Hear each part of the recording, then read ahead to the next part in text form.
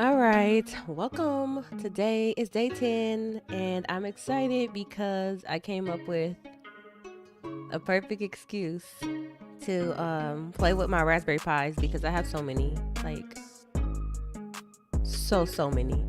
Um, some of the Raspberry Pis that I own, most of them, I probably had since the pandemic, like since like 2020, legit. So some maybe I maybe even had for longer than that, but I was last night I was basically at a point where I'm like, okay, I already was thinking about putting my bot onto the to a Raspberry Pi, but then I realized, well, for one, with this whole token auth thing that I've been working on, um, the only time I ever have to worry about it is if my bot actually goes down and have to restart, because as long as the bot is still running, then whatever token it had at that point in time, it doesn't matter if the token has expired. It'll only matter if the bot gets restarted. So it's like, okay, technically I could just put the bot on the Raspberry Pi and get that up and running. But then it occurred to me that the way I was trying to do the device code flow for the token auth, I could just write a script for it. And I'm not really experienced, like super experienced with bash scripting or anything like that, but I know some basics and I can learn the rest. So basically I just kind of put that all together. So today, I went searching last night before we ended the stream. I do officially have a micro SD card and the adapter. And luckily on my new computer I also have like a card reader, so that's good. And then I have multiple of these literally laying around all the time. I have so many of these. And based on the fact that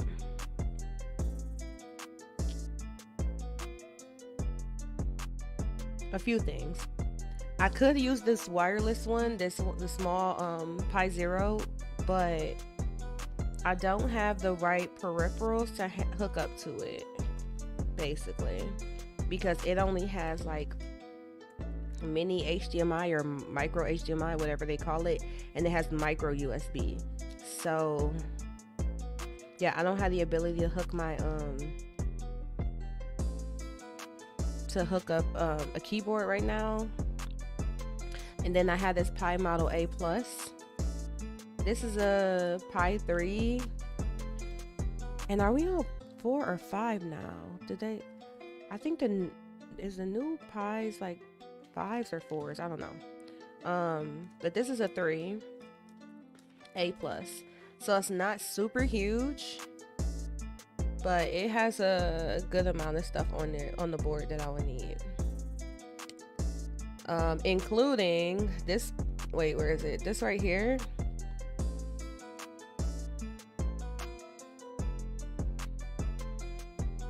Okay.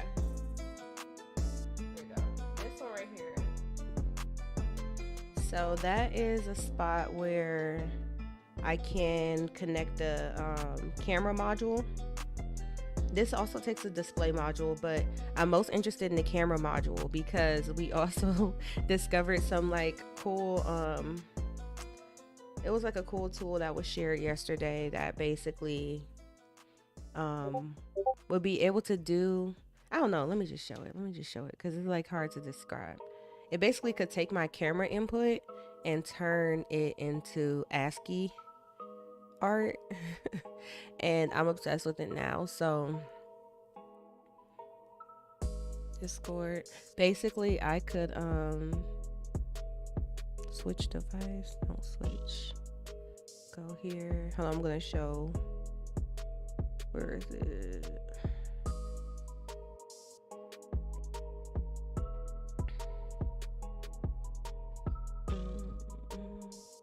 Oh, here we go.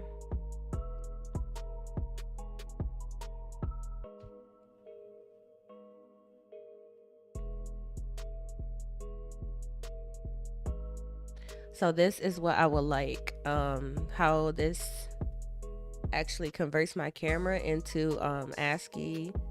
And yeah, I'm pretty obsessed with this right now. There's a lot of other examples here, but that's my favorite one. So I'm like, I would like to be able to get this as like an overlay on my stream. But yeah, if I was to use one of the smaller boards, I think I would have a harder time trying to do that. If I use this Pi Model A, then it'll be ideal to kind of set all that up. So this one does take power through micro USB, I think, even though it also has an adapter, like an AC adapter or AC plug, and then it has the camera module,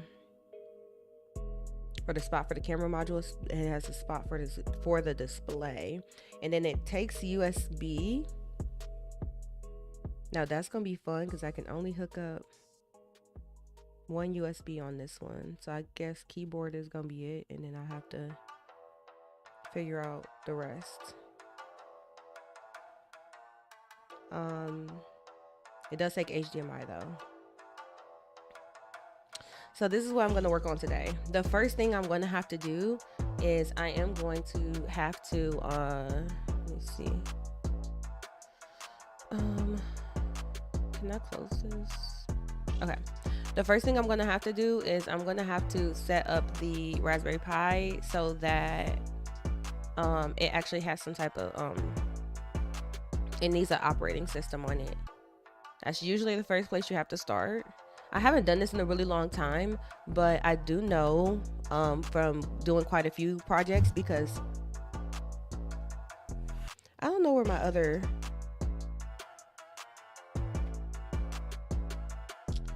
this Google Voice speaker that I built, this one has a Pi in it, but I didn't want to rip out my Raspberry Pi. This one has the regular Raspberry Pi because, dang, I could swap these. This one is like the Model B, I think, because this one has like four USBs, and it also has a Ethernet in addition to the HDMI and the micro USB for power.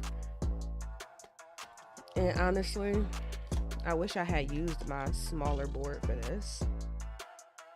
I might not have been able to though, because this has a bunch of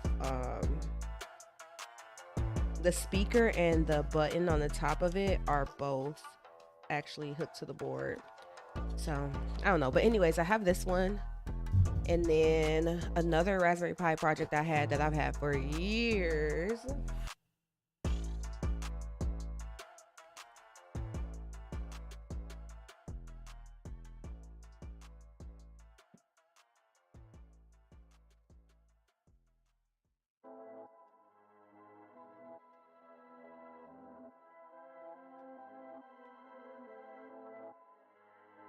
This one I've had for years. It's in the case. It's also it's also a Model B. It's a Pi 2. This one,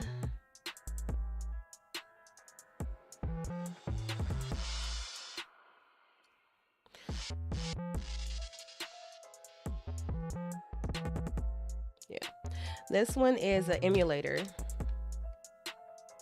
I haven't turned this on in a long time, so at some point I will definitely be checking back in on this. But this one is an emulator. It has like RetroPie on there. I don't even know what the newest thing is, because I literally did this back in college. Like, wow. That board has been like that little board has been set up since before I became a programmer. Let's just say that. Probably pushing like 10 years, honestly. Anyways, yeah, so that one, that's like my oldest Raspberry Pi project that I have. But I have all these boards just sitting around because I think it was probably, it might have even been 2019, it probably was 2020. I just remember one day going to Micro Center because I am very fortunate as a techie nerd to live close to a Micro Center. So there's a Micro Center in the suburbs here. So I went one day. They were having a sale on Raspberry Pis, and the little ones like this were like $5.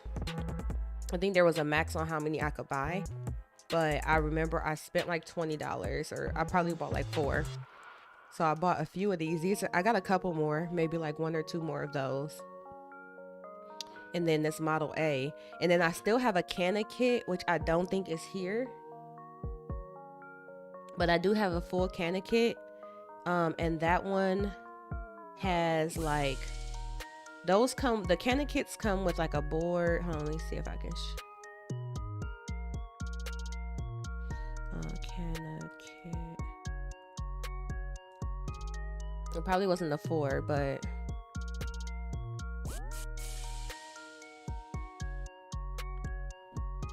so Canna kits comes with the power supply. It comes with like heat sinks and oh, it has a fan now. I don't think mine has a fan. I don't think the 3s needed a fan, but it does come with like a full board and the different it comes with an SD card for you to set up your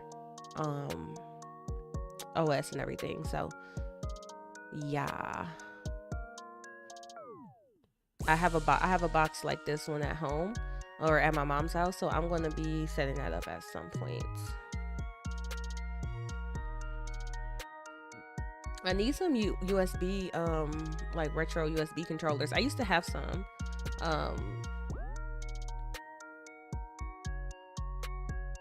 I just had a flashback to letting somebody borrow one of my controllers, and I don't know how them borrowing one of my controllers turned into them taking it apart. But yeah, I need to kind of invest in those, but that's neither here nor there. Right now, what we are focused on, this is what we're doing.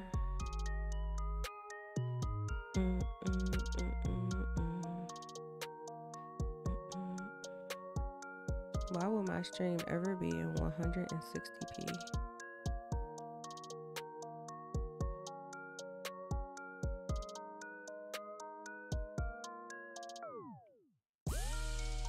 All right, now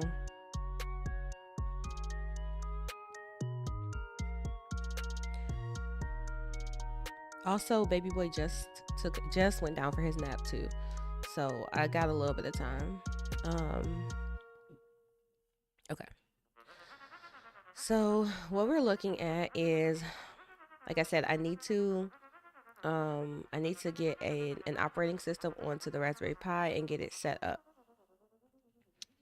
So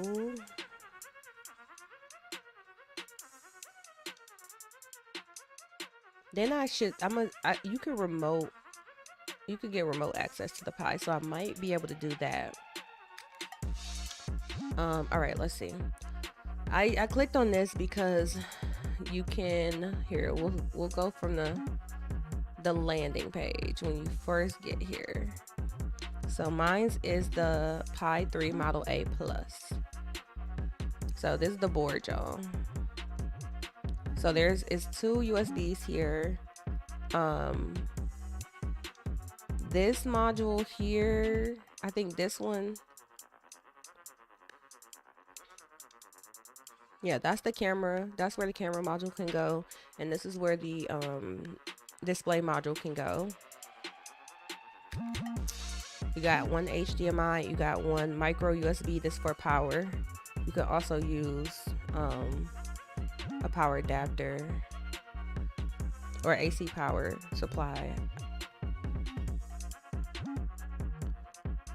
This also has wireless. This has Wi-Fi, so pretty sure I should be good there.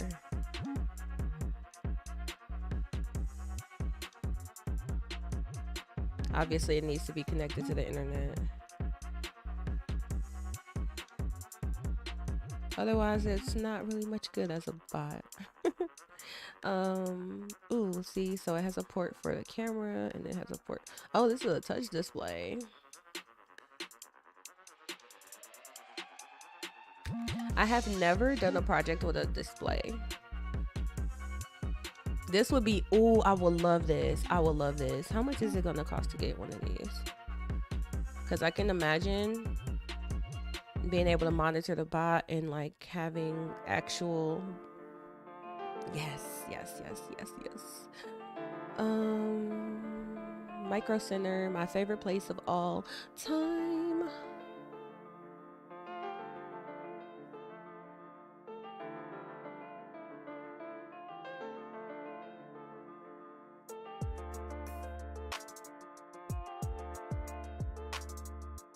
No longer available. Elements 14. Here, let me see.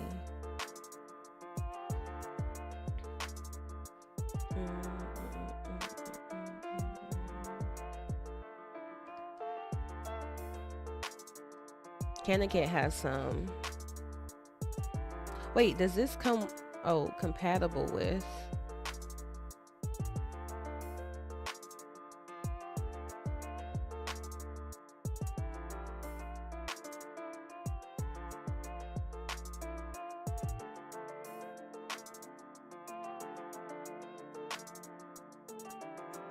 Okay, so yeah, I'm gonna be putting that on my list. We'll do that next. We'll do, well, maybe not next, but we'll do that. We'll put that on the list. And the camera module, Pi 3 module is here.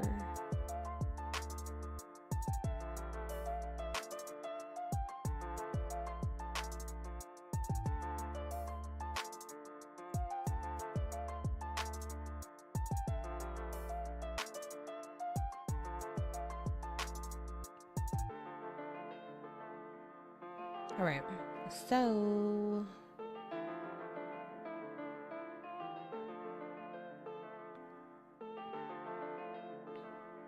after we set it up, I'm going to look at accessing it remotely because I'm pretty sure.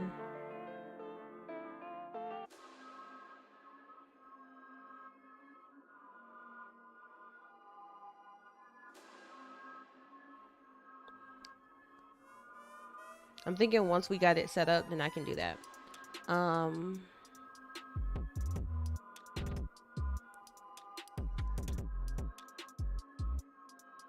Yeah, so we'll go, I'm just gonna go through the flow. So next will be setting up.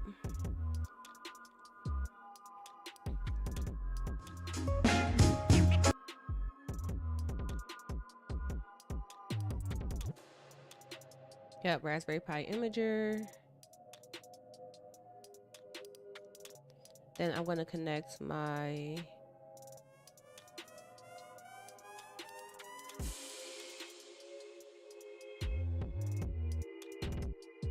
okay. Simple.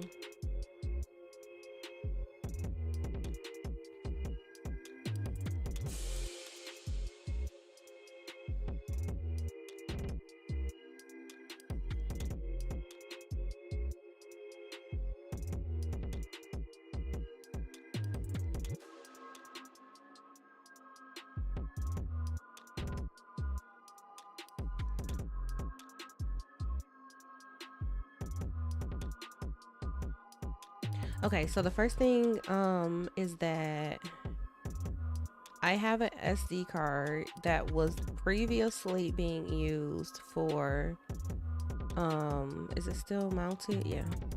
My previous SD card was being used for videos for my camera.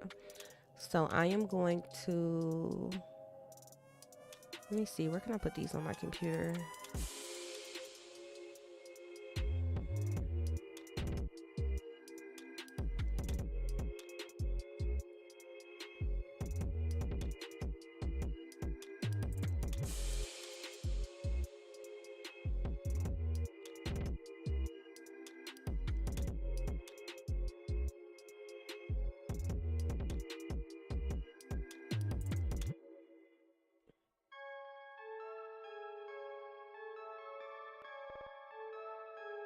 All right. I just have to set up a spot where I want that stuff to go. I guess it doesn't matter. I can kind of show what this looks like. So, let's see. That and that can be ejected. All right, so it says no name. This is the footage. So both of these folders were from when it was formatted for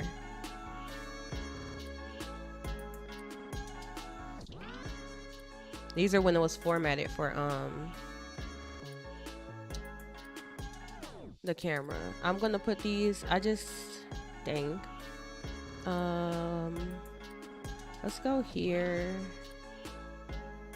Go here. I just made a folder in my movies folder for the footage. I'm also going to, I want that in my favorites so it's easy to get to. I haven't really set a lot of stuff up since I started using this computer, so usually I would have my movies, I would have access to them that way. So now if I go here and take these,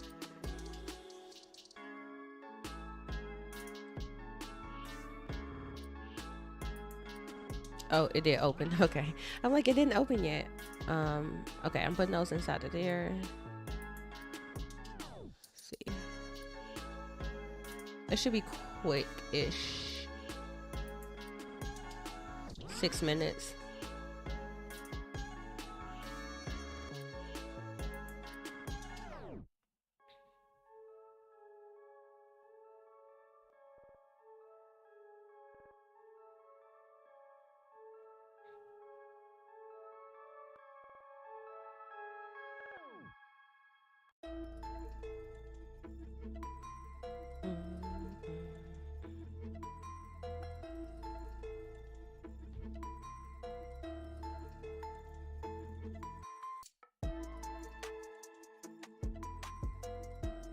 Okay, you don't need to keep telling me that.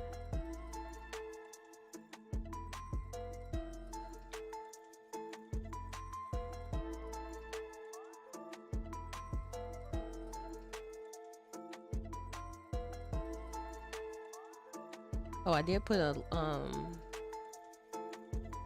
this on the list.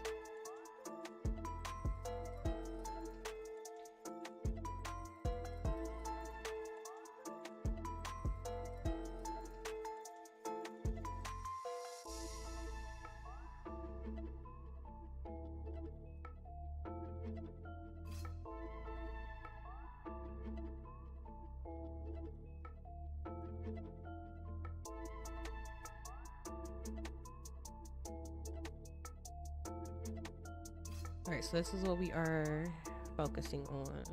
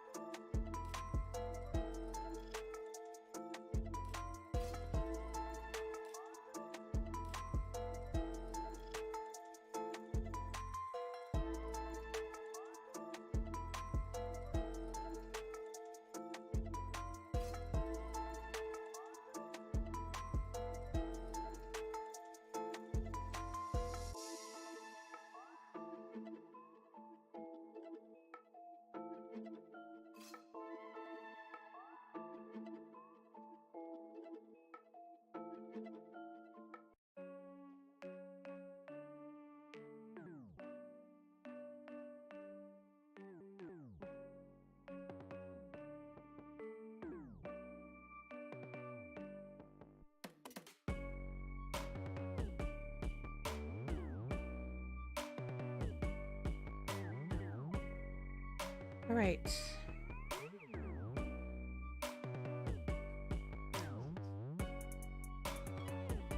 Can we put this?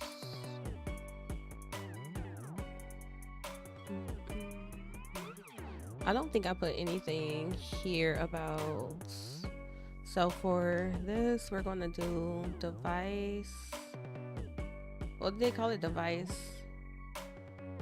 code.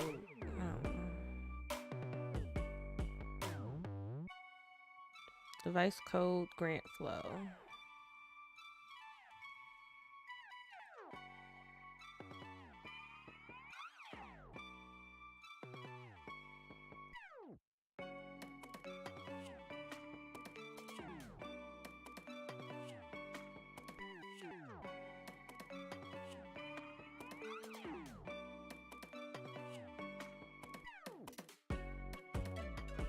Wait, can I? Oh yeah, okay.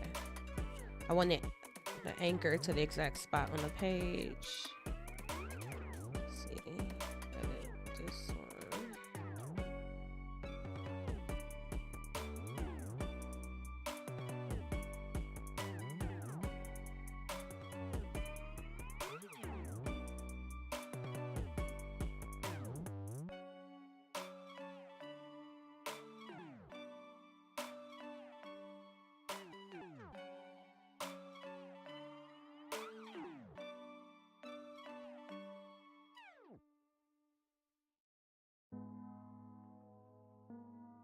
I don't know if the images are going to copy. Oh, okay, that was good. That was really good.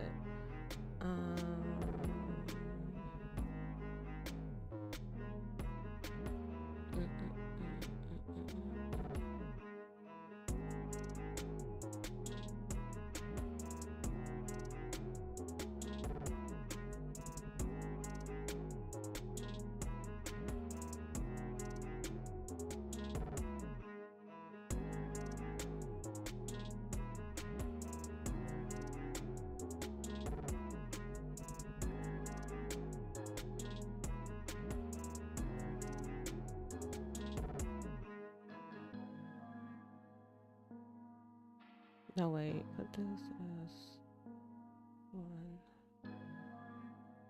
This as 2.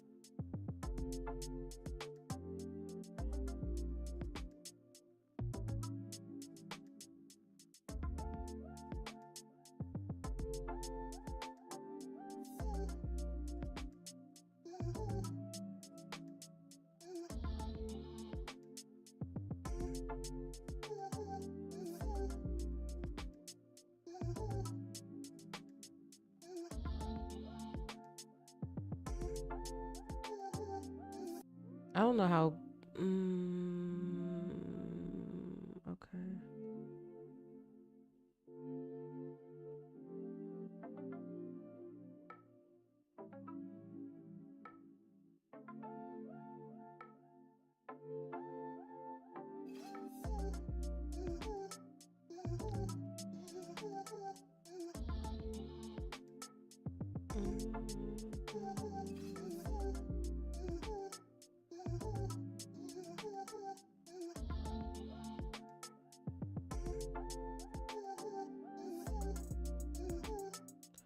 Trying to get it to copy everything. It says some stuff couldn't be read.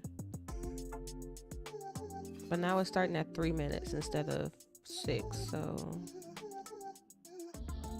worst case scenario, I'm just gonna dump this footage because, like, obviously I didn't care about it that much anyway. I know I'm gonna have to reformat the card, so that's why I'm doing that. All right, so I have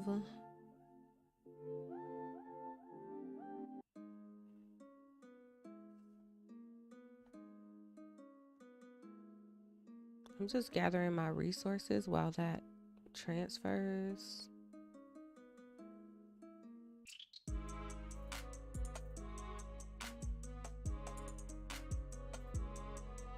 Oh, can I do turn into 2 columns, right?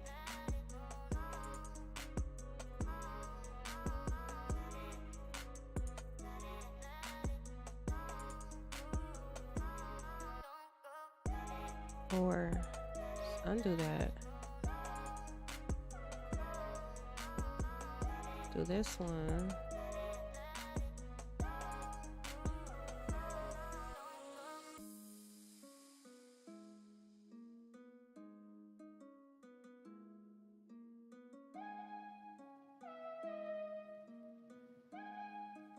Because what I'm thinking is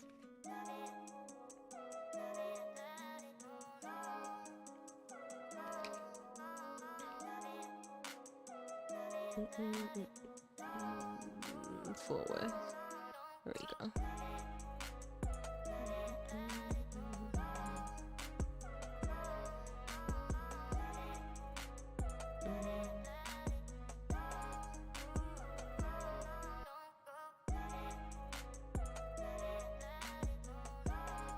How many of these sections I got? 1, 2, 3, 4.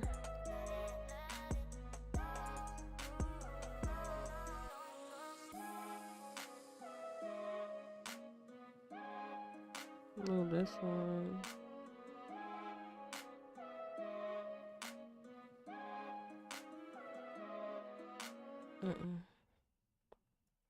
It almost went where I wanted it to go. Come on now. I only put 1 track on, 1 album on.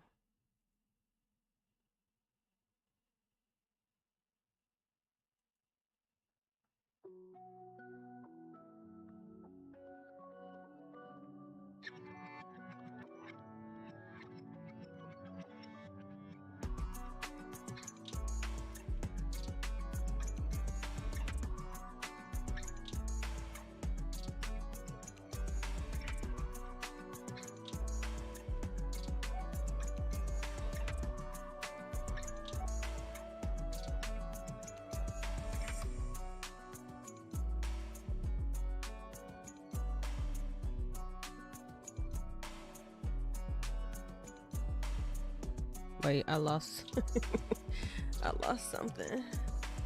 Functionality.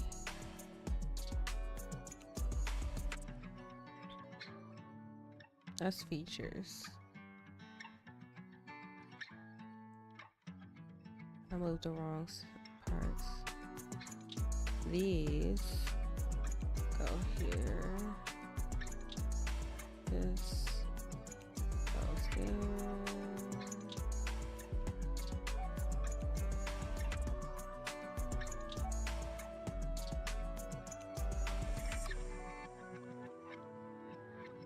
Can I move all of these?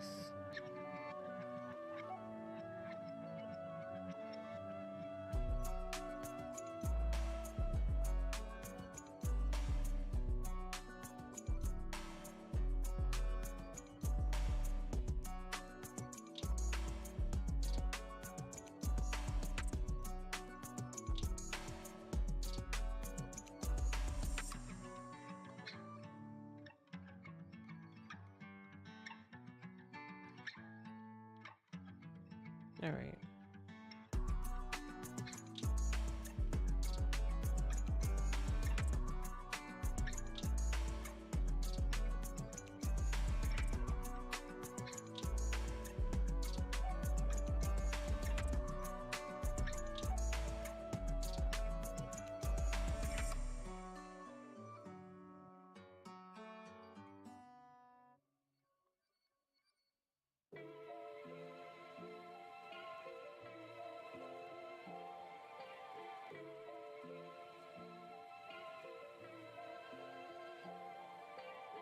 Is there like a show hide thing? Or like a collapse? A toggle list?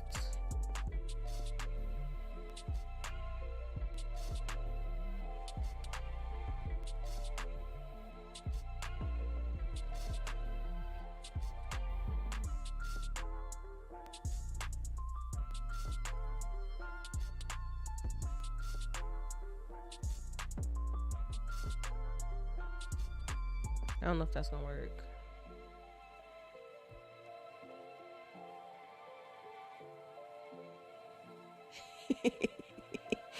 Only this part is under it. Inside.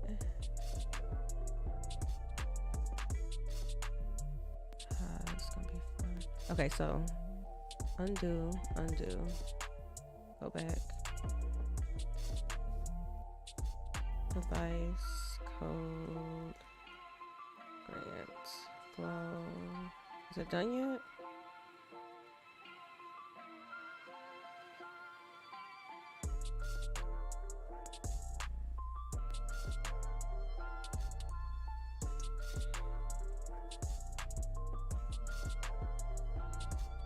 All right, so now it looks like it's done. Okay.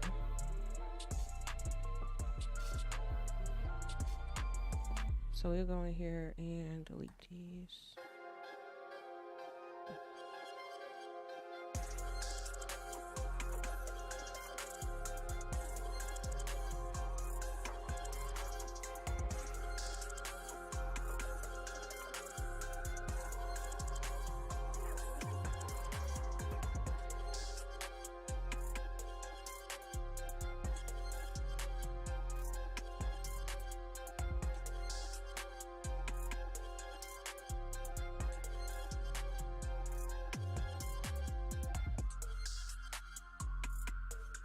There we go. Yay! I'm fancy, okay? I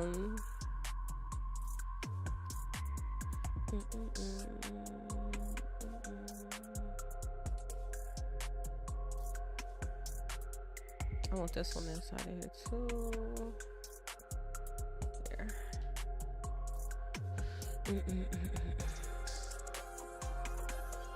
This is a...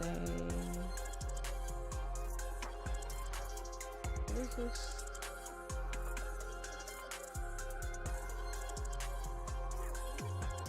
Alright, well, let's just get rid of that.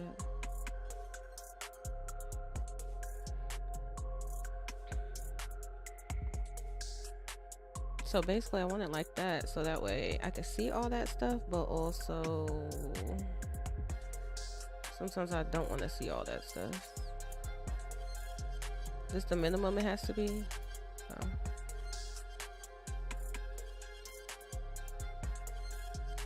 Okay.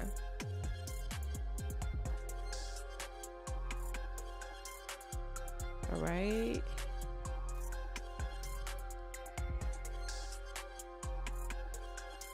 So that's this one.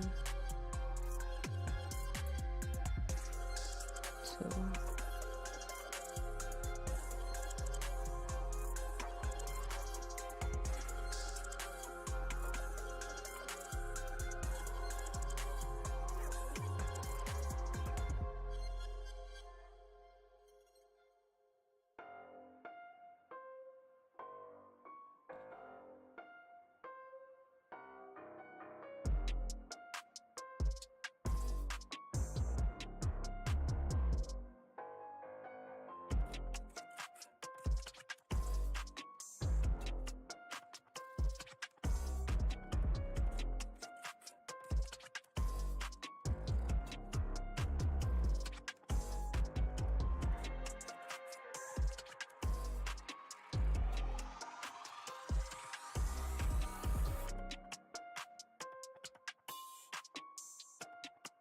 Where's the page I was on? In this own window, huh?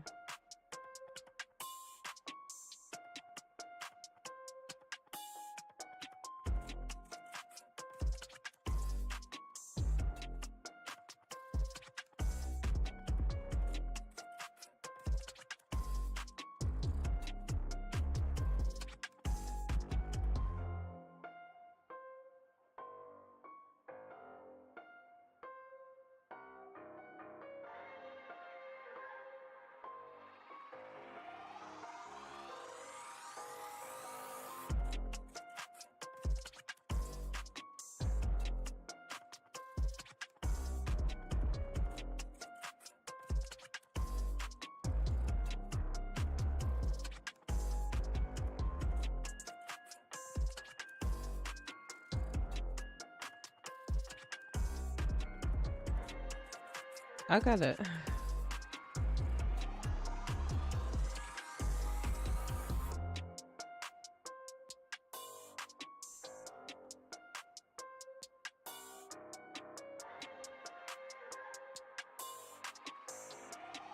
I gotta unplug my USB from my keyboard.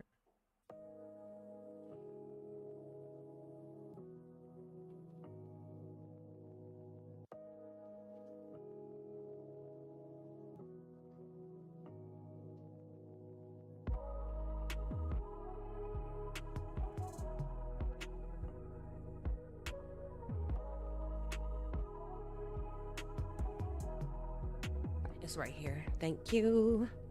All right.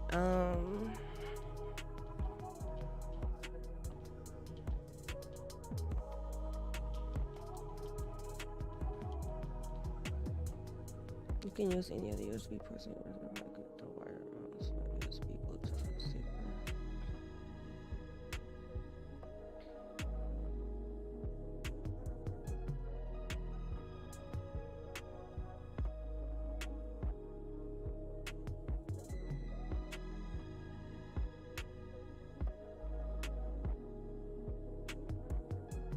Oh. No, it's only one.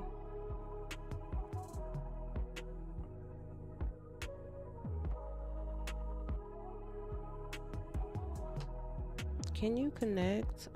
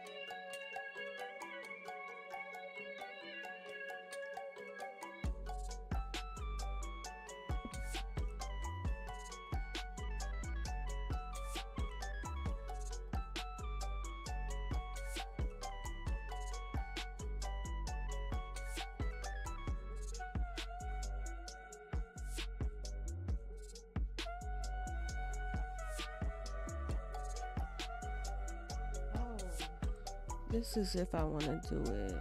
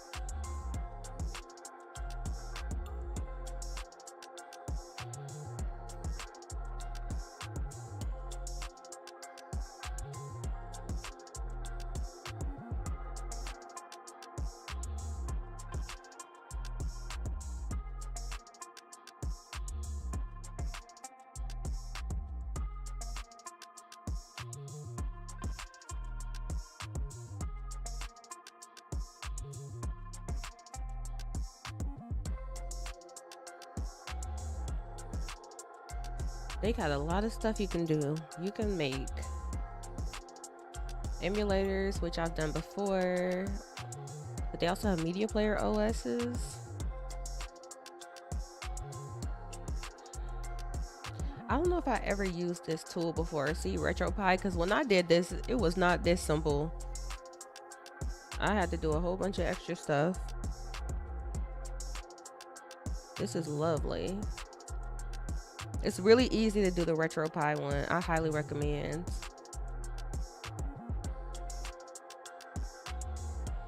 And then my SD card on there has like a whole bunch of games that I got, like ROMs. I had to find all my own ROMs.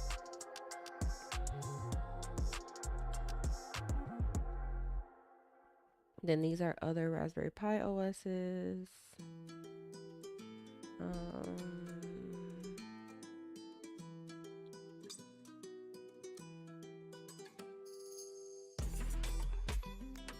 I chose my device.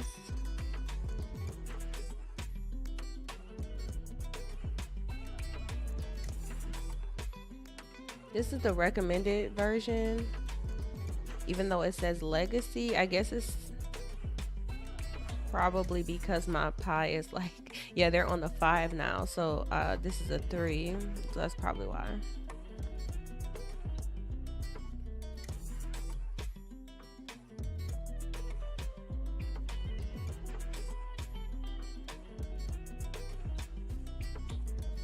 Oh, I have to have everything already set up. Okay.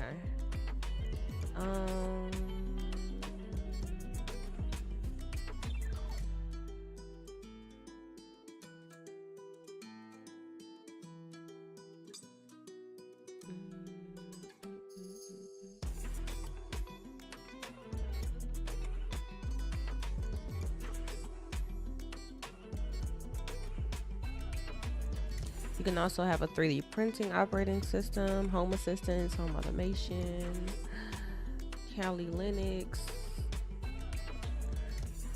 Okay, so this is pretty cool.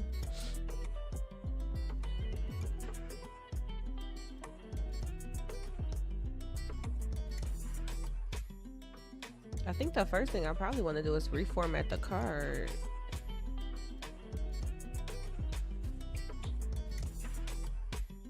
Just click the OS.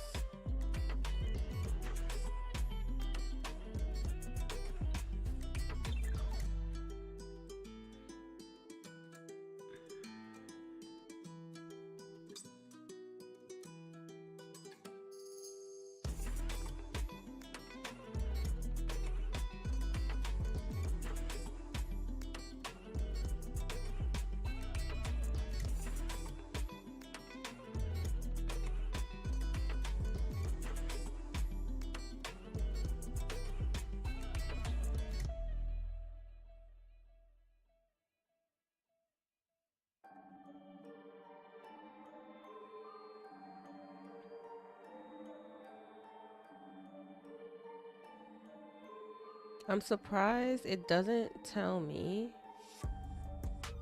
to reformat the card first. I'm gonna do that though.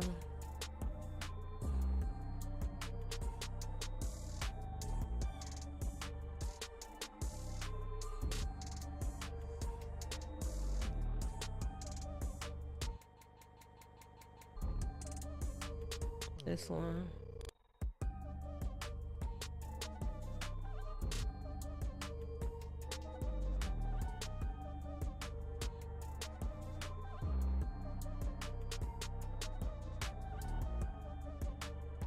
So see, the folder was open, so it closed that one. So that that's my verification that it was the right thing. You cannot remove the card from the reader. I don't want to remove it now that it's reformatted. Finder. Now it's formatted SD card. Okay, so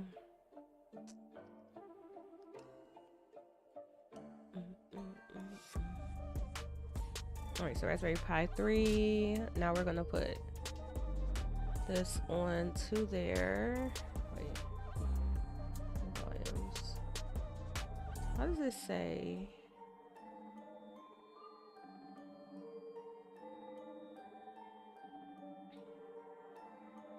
I'm gonna relaunch this because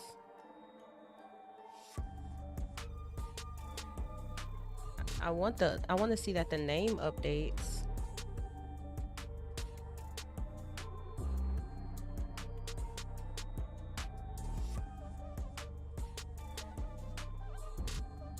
Yeah, now it says SD card instead of no name. They recommended applying OS customization settings. Sure.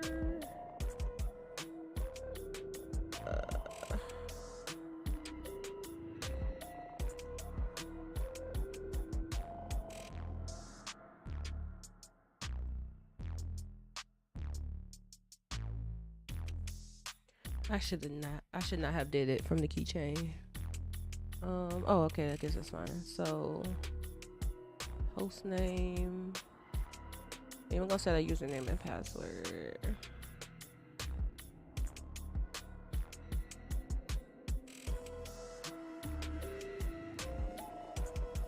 Y'all gonna tell all my business when I type it in? See, that's why you gotta check.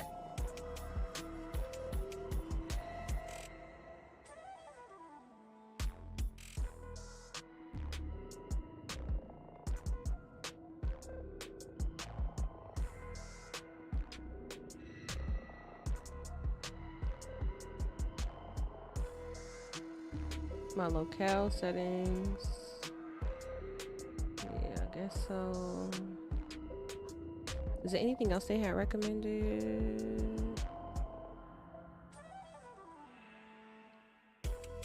Services includes settings to help you connect remotely. Yes, I need that.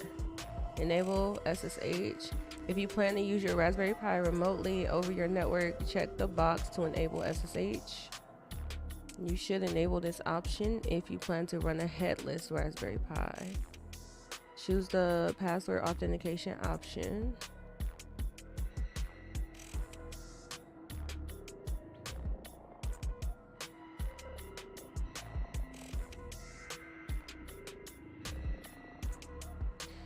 To use the username and password you provided. Okay. And then otherwise, public key auth to reconfigure for passwordless.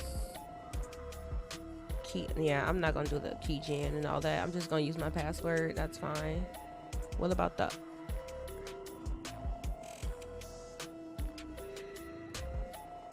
options?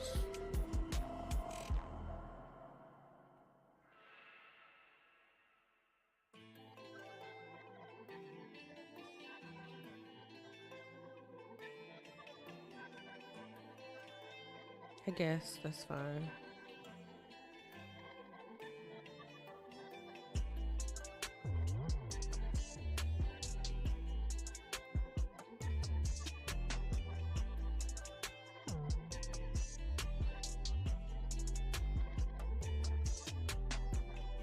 Oh, maybe it erases it by default.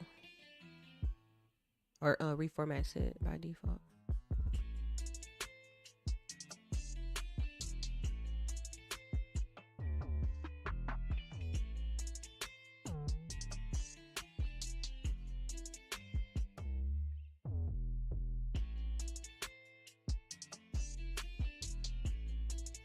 Grab a cup of coffee or go for a walk. This could take a few minutes. All right, so yes, I have a coffee protein shake, so I think that counts. This is such a very user-friendly process. I love it.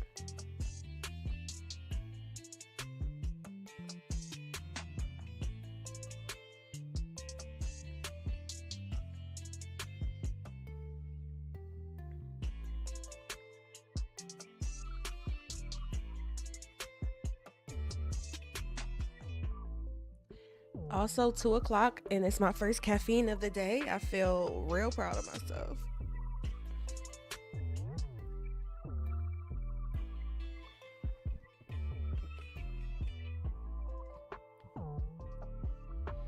I got like part of the way into starting to set up this little random black bar that's on the ground. I don't know if y'all can even see it now. That little this little thing down there, that's the base of my squat rack / pull-up bar. And I was supposed to put that together weeks ago at this point. I started actually assembling the bolts on it, so I'm gonna put that together today. So that's why I'm excited that I got up and on stream and into my project early, because this is the first time I streamed with daylight in a minute. And I so that way once I'm done with this, basically I will be able to, I'll probably record some videos, because I definitely need to do that. So I think I'm going to record, and then I want to get back into putting up my pull-up bar. I just need to really be working my way around this office and getting everything set up. I even have like my Cricut set up right now, but it's just, it is set up on its box. So I have to look into getting like another desk.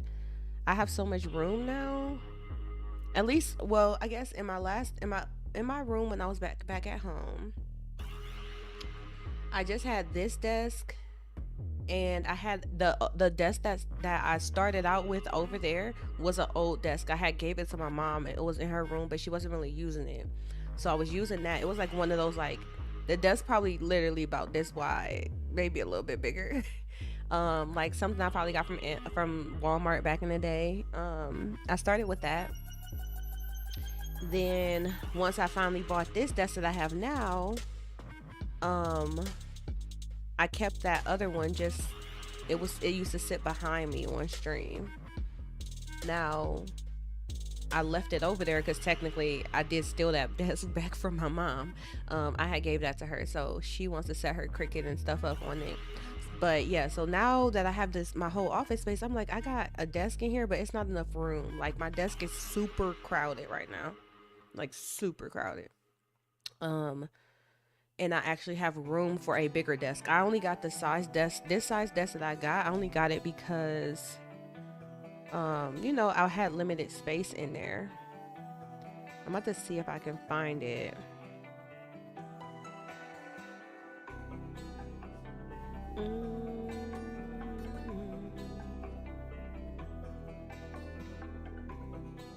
So I wanna, dang it, keep me signed in.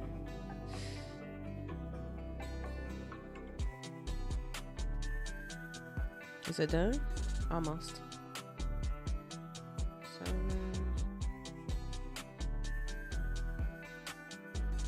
3, 3, 4.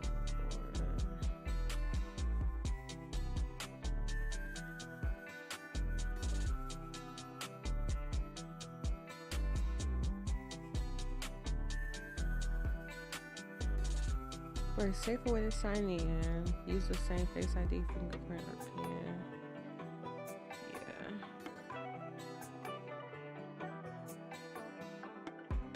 Oh wait.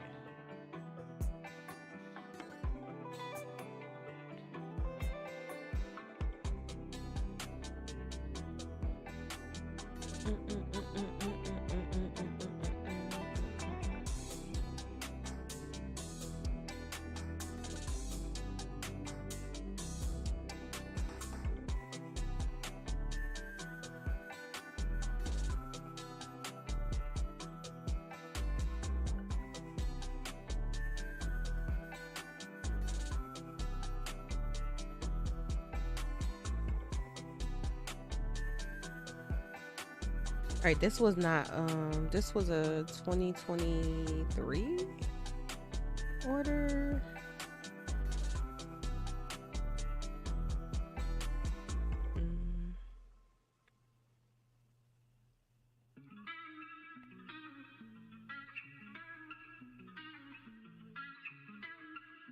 Because there's the cable management. Okay, here's the desk.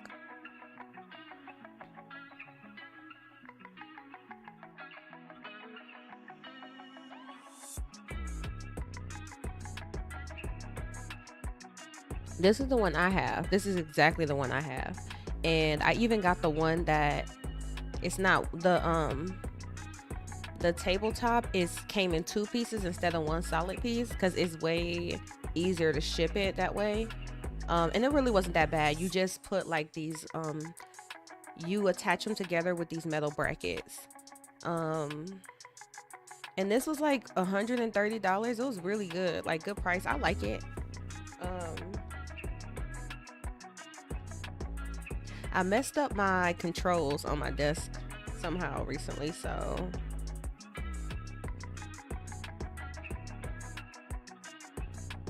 it says I think it needs to be reset, but I don't know how to reset it.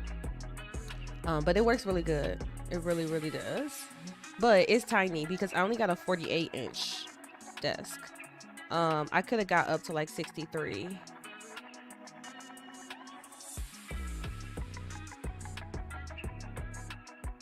And I'm glad I went with the wood finish.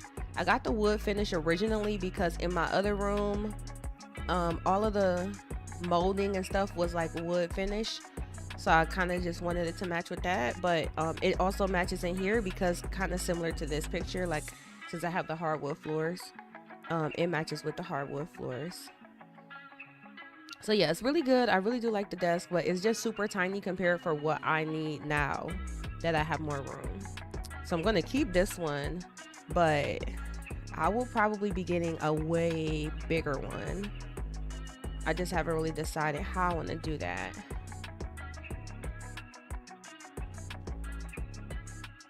How much is it? 63 inch.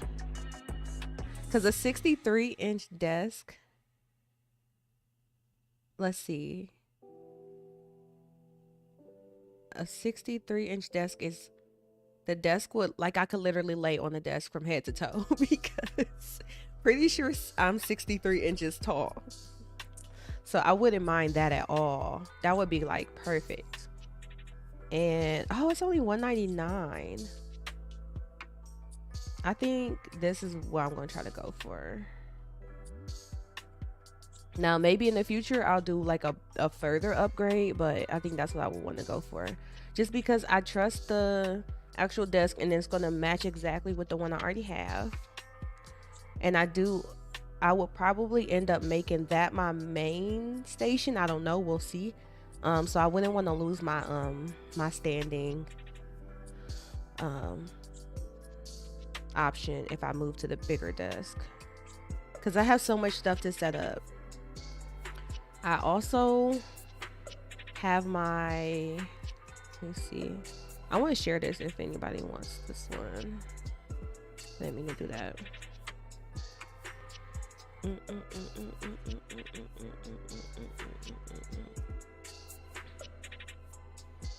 Here, I'll put the link if you want to try this desk. I like this desk a lot.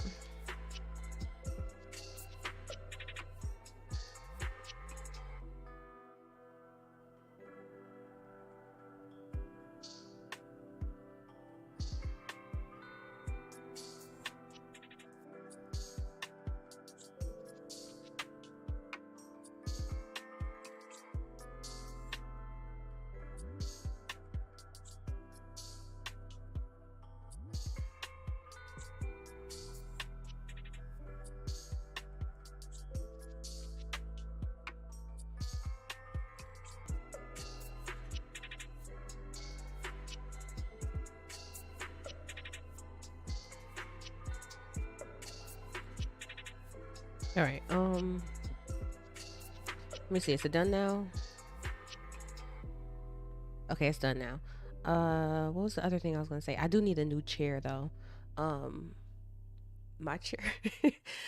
I have it locked so that it won't tilt, but I had it like locked in a position where instead of leaning forward, it sits back, and it just kind of like popped out of that position the other day when I was sitting in it. So I'm like, yeah, this chair is not. It's just not nothing. But I have this right here, P7 PSR 373.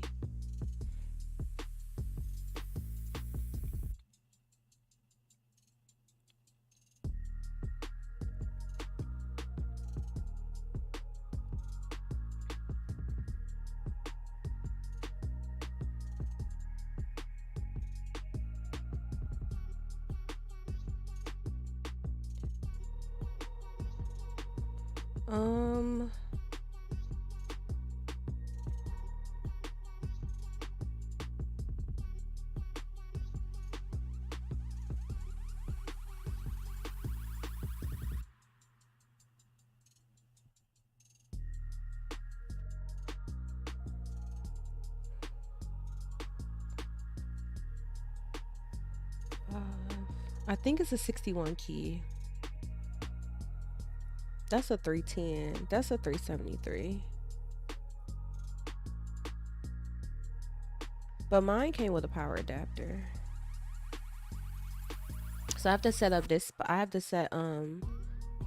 start setting up my like actual my little studio. I got the 373, and I don't even know what this guitar is. I can't remember. Is it a Yamaha or not?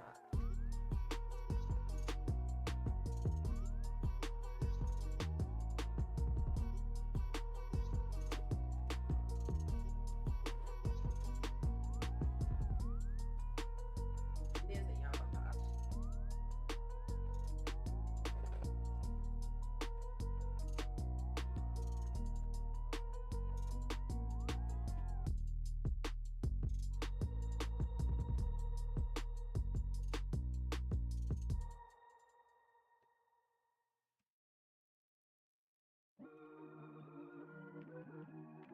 My Yamaha, this is a FS 800, whatever.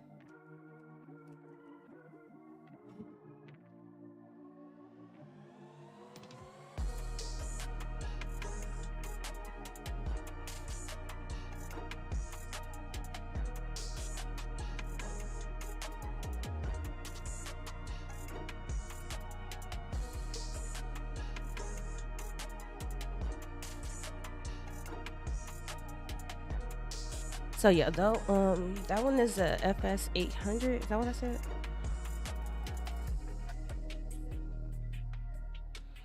The only other equipment I want in my studio, I haven't decided on my mic because this is a dynamic mic. I have a condenser mic already too, which are both XLR, so I'm probably not going to get another mic yet. I just don't know which one of those I'm going to end up using. I'll probably use a dynamic one for now because it's really echoey in here, and that would get picked up a lot more on the condenser mic. So I have a mic, I have my keyboard. My keyboard is MIDI also, so I want a synthesizer, but I'm not going to get a synthesizer yet.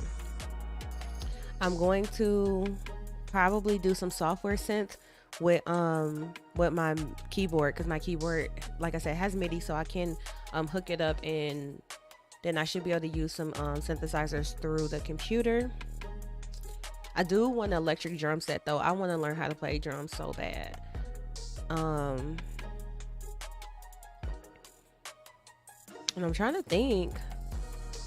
So if I can get my drum set, and then this small desk that I have here is probably going to turn into the studio desk, and then the big desk will turn into the full workstation, like you know, all my computers and everything. And then it will also have, like, I have my Cricut, so I have my stand and my setup for me to do my projects, my Cricut projects, because I even have some stuff right now that I have to do.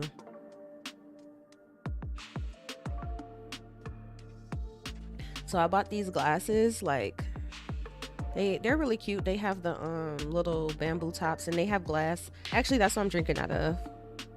They have glass straws, but this one has some stuff in it, because this is going to go onto this. I have to put this design onto this cup, and I'm gonna try out some different designs. So I just been experimenting with stuff. So yeah, my workspace desk would have, like, my computers, my Cricut, all that kind of stuff set up, and then I think this little desk is going to be my studio desk. And then there's always more, but you know, it's progressive. I'm trying to slowly but surely build out the office / studio. Eventually I want, first of all, I need like a really big whiteboard calendar on the wall. Y'all can't even really see it, but both of my left and my right wall are like completely open. They don't have nothing on them. I think they're both the same. They're both the same size mostly. The windows, the wall in front of me is all windows, pretty much. And then obviously I had a wall behind me. So on the right hand side, this wall, I think this is gonna be like the wall that I need like a big year, 12-month like whiteboard calendar. Behind me it's just gonna be more so decorations, and then probably if I keep my main desk where it is now, then behind me I'll put the studio desk. And then I am eventually also gonna put I'm gonna move like a small futon or something in here for when people come over. I want to put like a small futon and a chair, and then I'm gonna put a space on the other side of my desk that's facing that's facing out the windows. That's gonna be more so like my little nook area, little reading space and whatnot. So I'm excited because I have so many opportunities to expand this out. Let me see if I can find my guitar.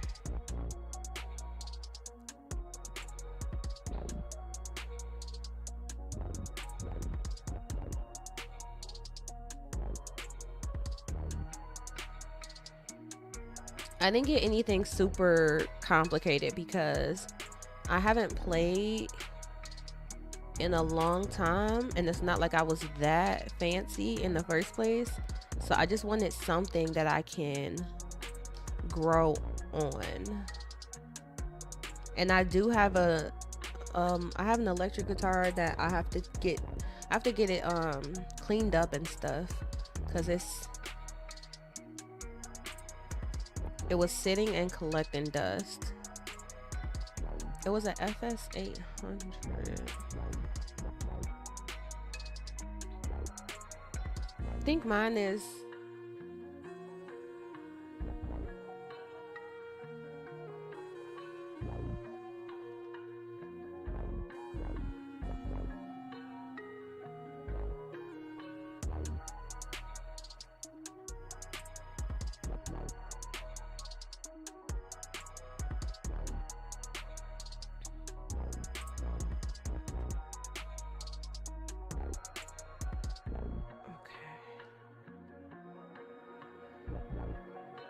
I was gonna say it's nylon string, but it has both, I think.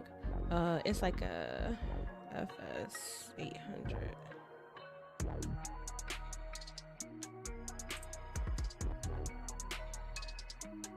Yeah, this one right here.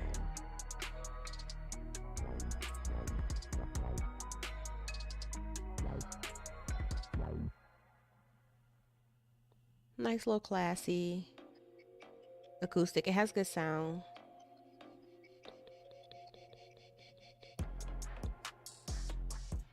So I'm gonna be spending way more time on that. I was talking about it before, but I'm like, it's something about like, especially being a programmer, if you really love programming, you really love coding, you like coding will also be your hobby, and a lot of your the stuff that you quote unquote do for fun will be coding related as well. But then you will start to realize like you can burn yourself out that way, basically. And we were talking about that when we did the podcast last week.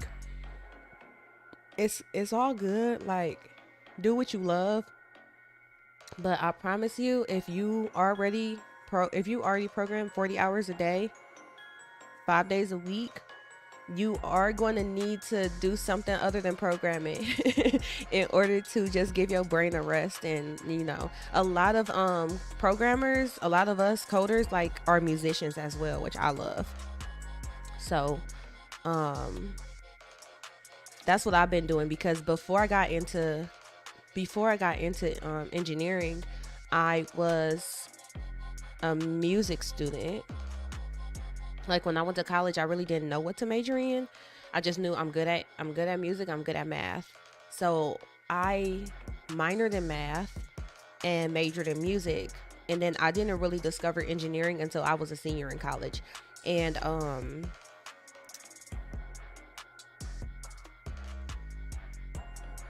part of the discovery process for me was that I really wasn't like excited about music like the way that I used to be. So don't get me wrong, like, I always loved music all my life. I always sang all my life. I literally have been singing since before I could talk.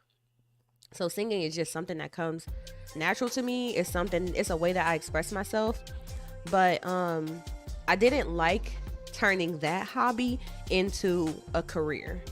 I didn't, I really didn't get the same enjoyment out of it. And also I felt like I didn't pursue my studies in the same way that a lot of my other peers did. And I was just getting to a point where I'm like, I'm really just surviving on talent. Like, I literally never practice. And one day my voice teacher is going to notice that, like, I don't practice. Like, it's only so far I'm gonna get just being able to go off of sheer talent, basically. That's kind of how I was. But I also didn't have the passion or the motivation to do that.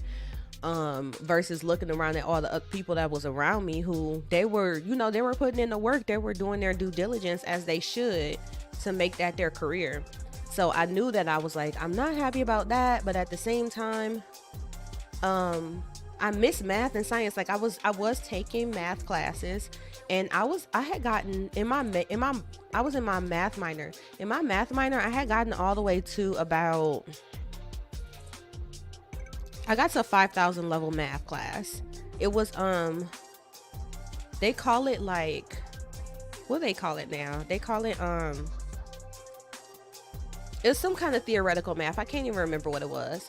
But at the time, it was just like, I basically, when I got to that math class, I was like, okay, I love math, but like not this much. Like I love math, but like not enough to be sitting here writing proofs about how, like proving that 2 is an even number. Like with stuff like that was just like, that was peak for me. Let me see.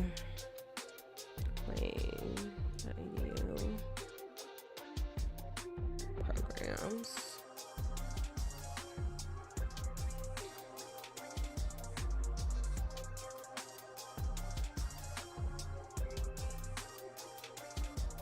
Why is it so slow? Come on now.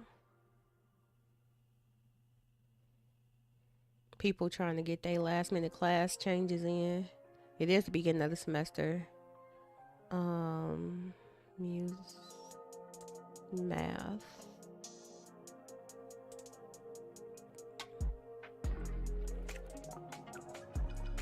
Minor. This class right here,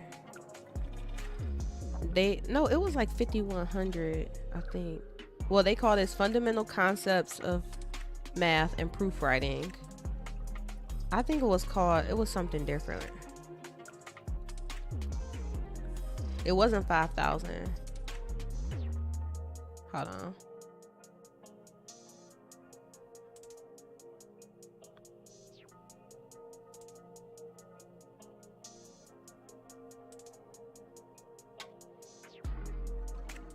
$50.70. This is it.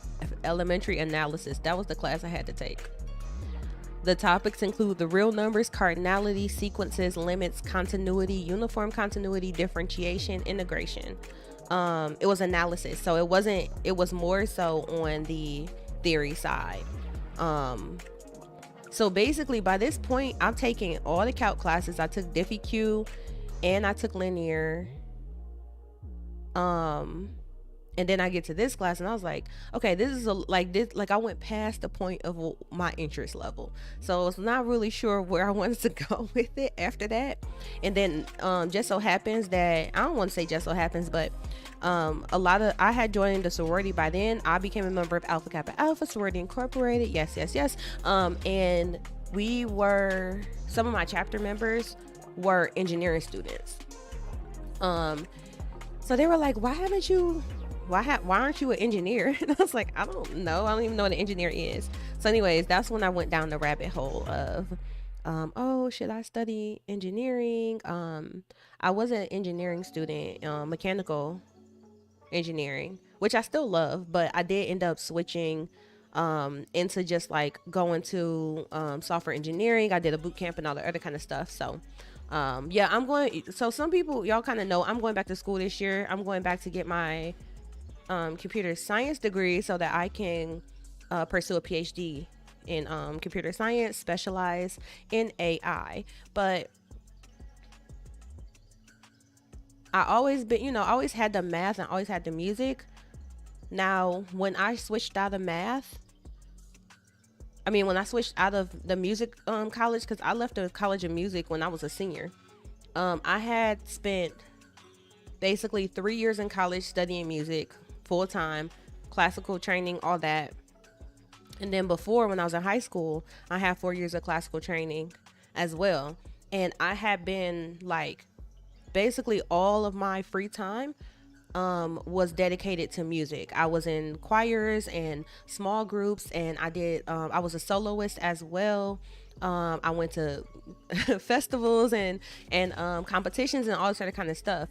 So it was like, once I decided to move into engineering, I just wasn't really doing like music day to day. And it doesn't bother me that much, in the sense that I love to sing, and like that's something that I just do in general. So if a song comes on that I like, I'm going to sing. You know what I mean? Like, I sing all the time, but I don't perform anymore. I don't really like sit down and dedicate time to music like how I used to when that was like a full-time part of my life. And just recently I've been missing it so much. Like, and it is a good way to get away from the day to day that we experience as programmers. Because, like I said, a lot of people who are musicians, they are also, or a lot of people that are programmers are also musicians. So for me, I finally started practicing on my DJing skills. So that'll be a part of my setup. And then I want to start like recording covers though, because I haven't performed in a long time. I like to sing, but I also am I am at a point where I'm like, I would like to record myself singing, you know. Um, and it's kind of weird because lately, this used to happen to me when I was younger. I actually used to write and stuff when I was younger. I used to write songs. They probably was real corny, but I used to write songs when I was younger. Um, and I also used to dream about music a lot more when I was younger. Recently, maybe it's because I have been getting that urge, and also I have actually been getting starting to get my instruments back and everything like that. I have gotten songs in my dreams. And it's weird because like for me, I don't know how some people get inspired to create songs, but like if I dream about a song, when I'm when I'm asleep, like, and I hear the song or I'm singing the song, it's as if that song actually exists. It's not until I wake up that I realize that's not a song that actually exists or whatever. So I had like two songs recently that came out of me dreaming about them. So it's very interesting. But like I'm like, okay, so I have to have so I kind of want to lean into actually recording the music that I come up with, because I never had that when I was younger. When I was in middle school, high school, we did have YouTube, but even with that, it's not like it was accessible like it is now, where it's like, oh, how do I like record my own song, and I could just go on YouTube and they'll tell me like, here's the type of mic you need, here's the USB interface that you could use, here's the software you can record it into, and all that. Like, we didn't have that much guidance to where it was super accessible. So now I'm like, I might have to, I gotta go down this rabbit hole. I'm not, and for me, I'm like, this is nice because it's a hobby. Like, it's something I like to do, I'm passionate about, but it's a hobby. It's not me trying to force myself into it or anything like that. It's just a way to enjoy myself without the pressures of deadlines and whatnot. So I'm kind of there. I made a separate channel for it, so eventually I will share it with y'all, but the only thing that's on there right now is some mixing practice. So basically I made a channel just because the software I use to DJ is very easy to record my sessions and just post them straight to YouTube. So I just went ahead and did that. Me and baby boy were practicing a couple weeks ago, and I just uploaded the practice session because I was just practicing mixing between songs and getting used to my controller or whatever. DJ Dev Girl, it's DJ Meta Dev Girl. Actually, I couldn't even come up with like another name for it at the time, so I just left it as that. It's here. So preacher, I've been talking about making my own music for a minute. It's actually going to be, I'm getting closer to that. But I just recorded, like, this was the last 10 minutes of a practice session that I was doing.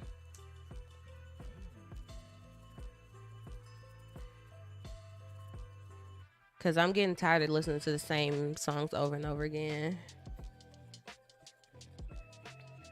Subscribe to myself. Why not? Of course. I even learned how I learned how to I learned how to make those videos where like I could put a graphic and then the graphic size basically responds to the music. I learned how to do that too. So the next time I upload some mixing is going to be, it'll have like the little fancy graphic or whatever. Y'all know what I'm talking about.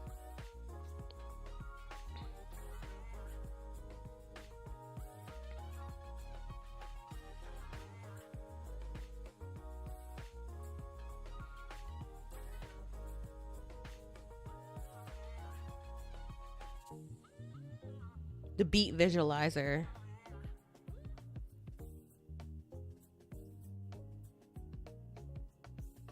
I learned how to make the beat visualizer. This is how to make a beat visualizer for free in DaVinci Resolve. Like this? Okay.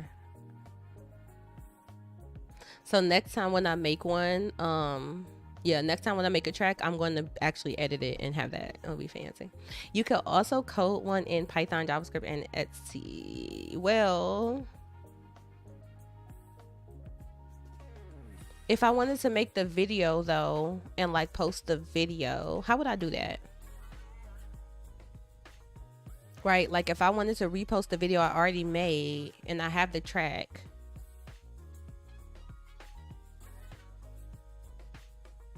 Cause I know how to do it in the editing software right now, basically. I'm gonna lean on FFmpeg. Yeah, send me some stuff. Put it in the music channel, maybe. Do we have a music channel? Yeah, put it in the music channel, maybe, please. FFmpeg.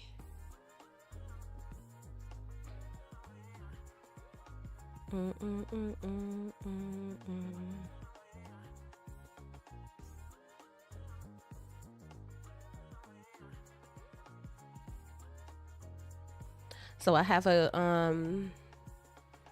I have my guitar. I have my keyboard. It's this one, but this one doesn't. This is the one without the adapter. Mine has an adapter. I probably paid like $2 something for it. And I can't remember what my electric guitar is. But I do have my electric guitar and my amp.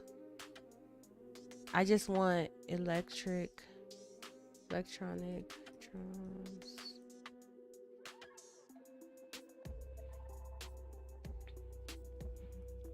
I'm debating on my drum set. I seen this girl drumming on YouTube and I was like, I need to do that. Which is pretty much how all my hobbies start out. I'll just like look at something, I'm like, that I need to do that right now. And I also had been thinking about electronic drums, but I decided, especially in the case of me being an apartment dweller and having an 18-month-old baby, most of the time probably I would get to do this when he is sleeping. So the Alesis or whatever this brand is, they're like the budget brand, and I've considered getting a set to start with from them, but then I'm like, because I feel like I'm gonna want to upgrade. So the set I really want is the Roland, probably. I think Roland. I want a Roland set. They're way more expensive, of course.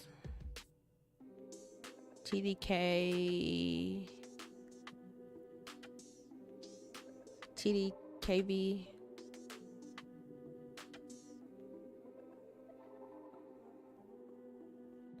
V drums.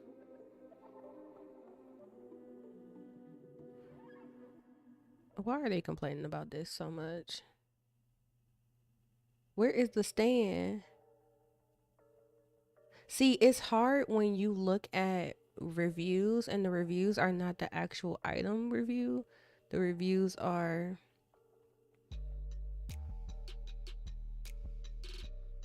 like they didn't send all the parts, not the actual review of the kit. And this is supposed to come with a rack, especially at that price. See?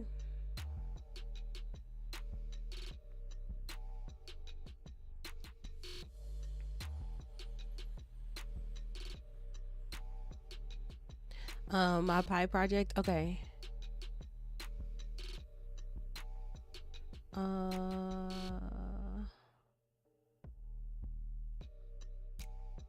Here's my project, y'all.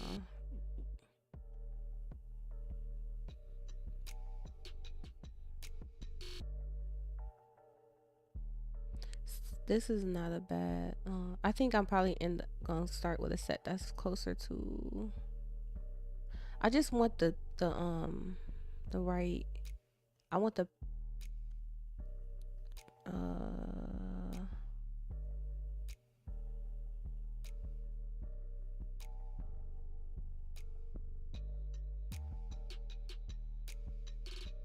I want a decent number of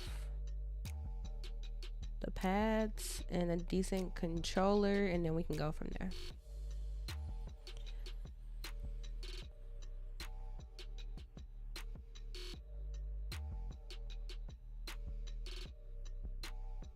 All right. I just flashed the OS on here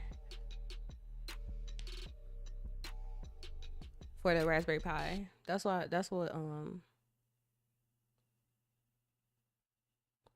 I'm on right now. Well, it's done. And then I can plug it in now. I should be able to remote. Wait, let's see. I should be able to. I wonder if I can use remote access immediately because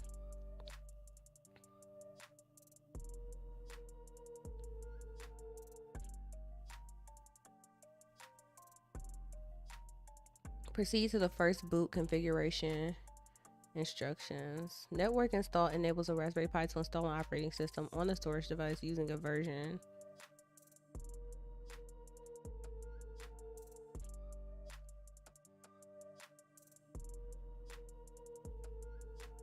I guess I probably could have did that, but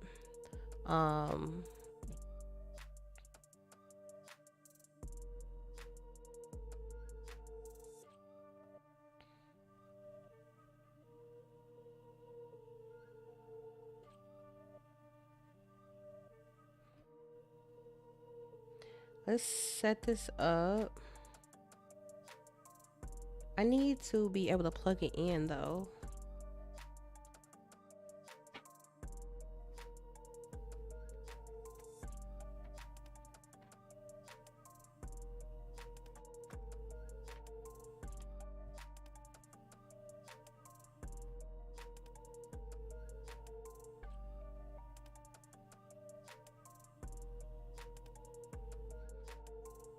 I needed to get power. Where is it gonna get power from? I had a USB brick over here somewhere.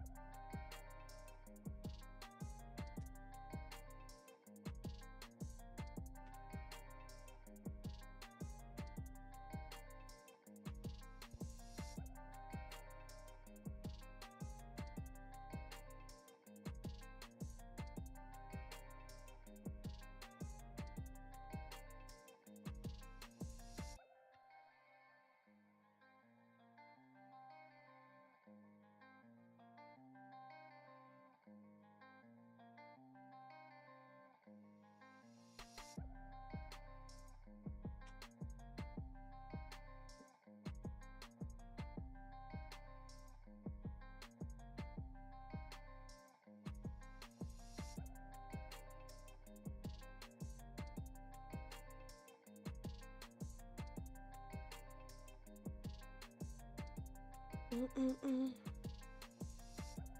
Mm-mm-mm. Mm-mm-mm. Wait, so I might need to eject this. Hold on.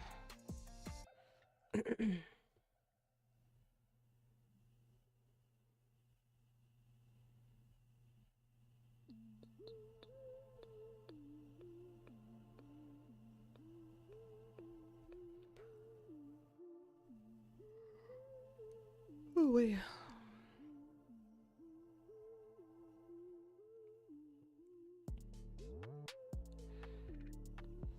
I'm real proud of the fact that baby boy went down for a nap and I did not.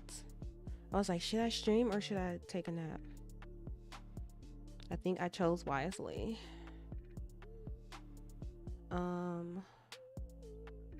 So oh yeah, it's ejected completely. Okay.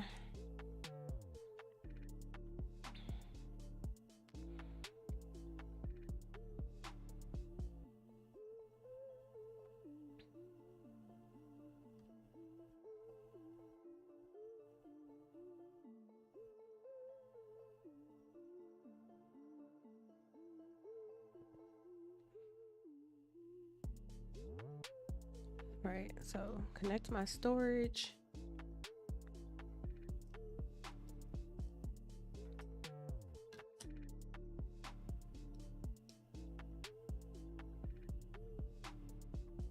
So I have this little, it ain't nothing special, adapter card. I probably got these on Amazon because it's way cheaper that way. And then you just pull the micro SD out of it. Oh, Micro Center. It's a 16 gigabyte from Micro Center. So yeah, my favorite place. I haven't been to Micro Center in so long.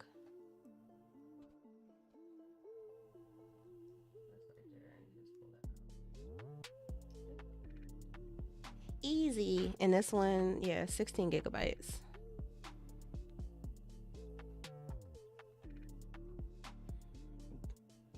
So this is what's going onto my board. They fancy. They got a SanDisk. I got a Micro Center. It's literally the brand is Micro Center. I'm gonna see if I can remote. I need to hook it up to the HDMI.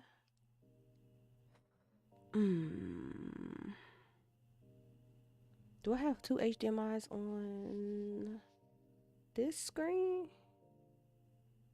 Which screen has?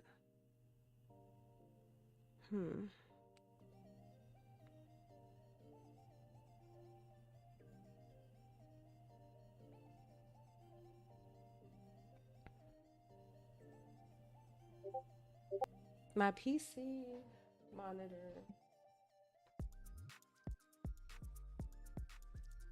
This is why I need a bigger desk.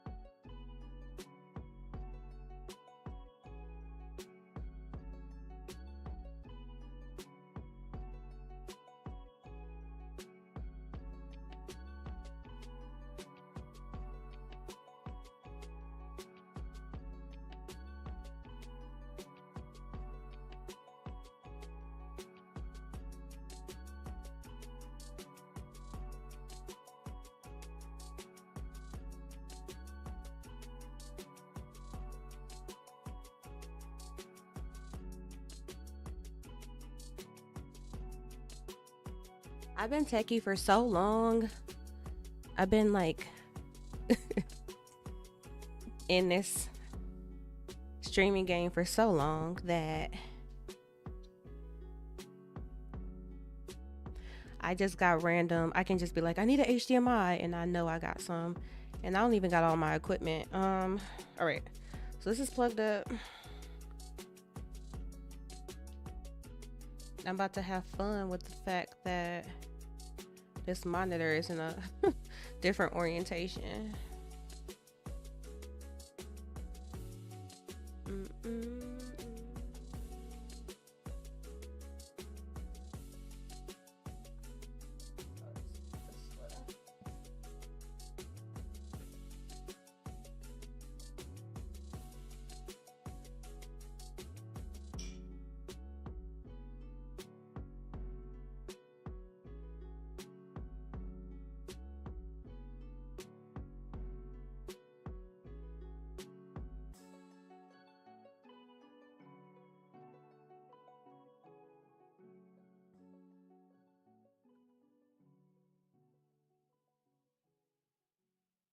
All right, had to make my other monitor normal because the PC monitor is usually in a portrait mode because it's a better layout for streaming.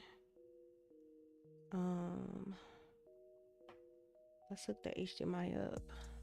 So my card is in. I'm gonna hook my HDMI in, and I'm gonna swap to my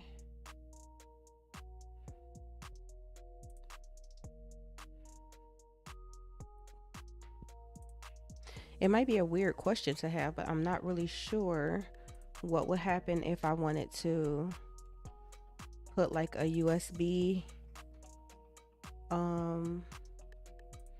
like a dongle on that has extra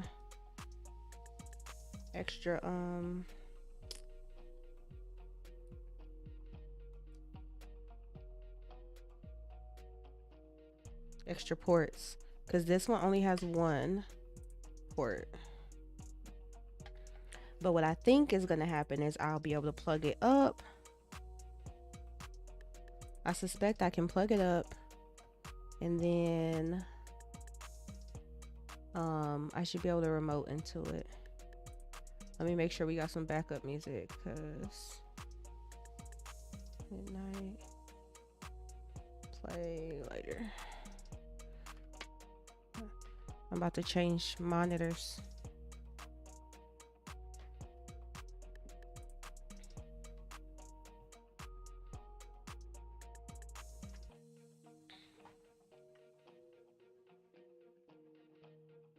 All right,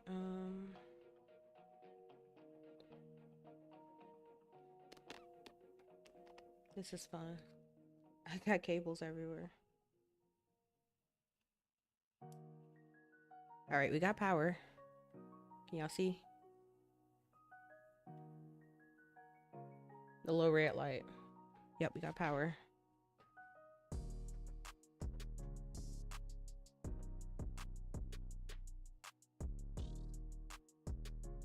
Generating SSH keys.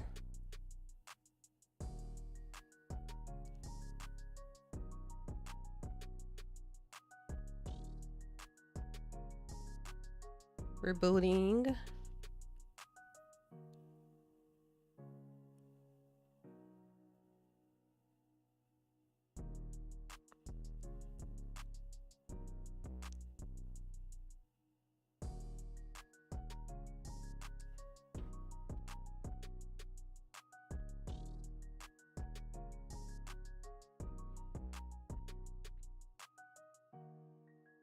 Y'all can't even see it.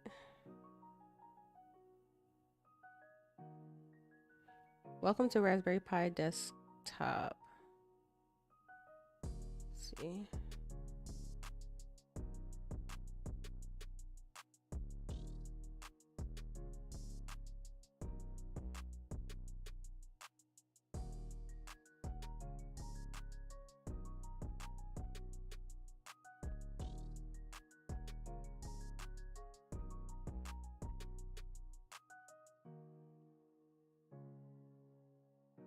I'm on a black screen even though it had told me welcome. There we go. Stuff is happening. Come on. I'm impatient. It's doing something. I think it's booting up.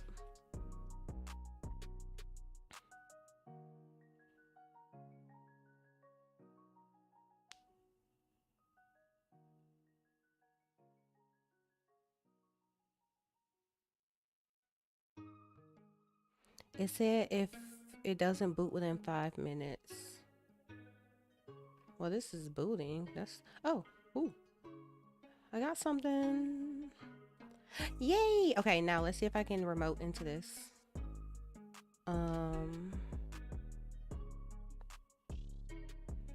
I didn't have any of these screens here because I had already set up my configuration. So it just automatically booted up and went to the desktop.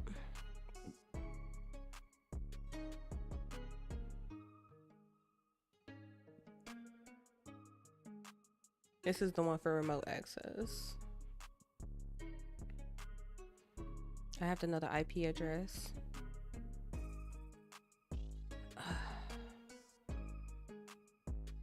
They want me to do stuff with I don't have a oh, you know what? My keyboard does have function commands that allows me to like move. I can do mouse movements. Yes. Okay. I have to go to hover over the network icon. Or I could just go to the command line. Hostname I. This is actually the best keyboard ever. It's lacking keys, but it's has an abundance of functionality. Then if I want to click that. I need to stretch this out so I'm not reaching for the mic. I feel so excited. Hostname -I.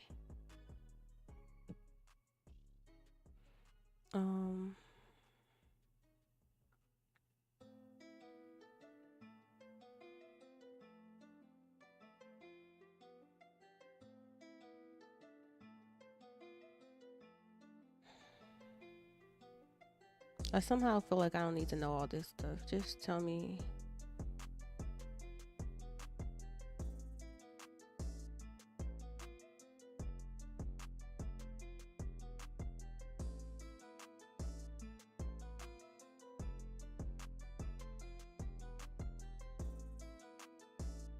So this is all under how to find your IP address now.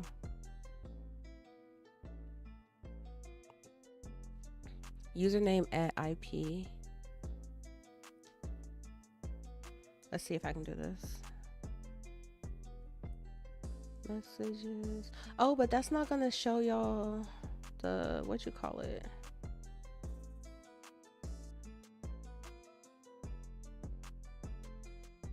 Wait.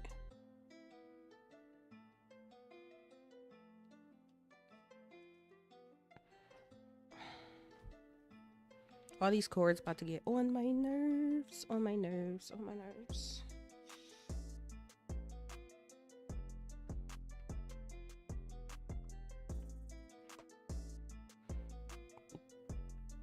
That's not gonna let me show y'all the screen and stuff though.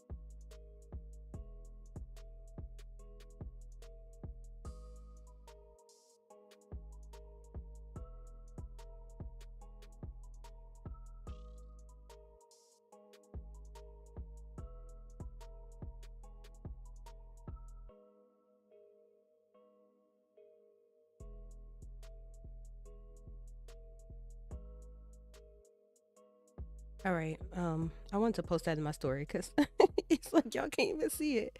Okay, it is running though. So let's see if I can SSH in now. Terminal clear. Mm, mm, mm. Mm, mm, mm.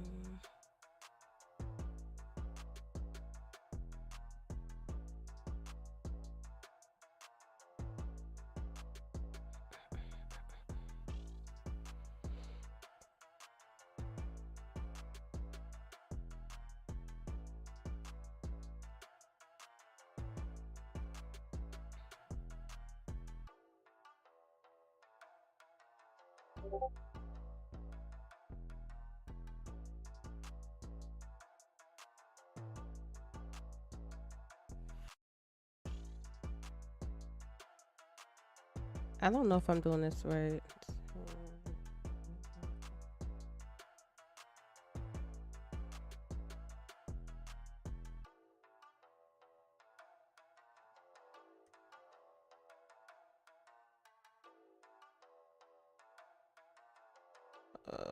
What's my password?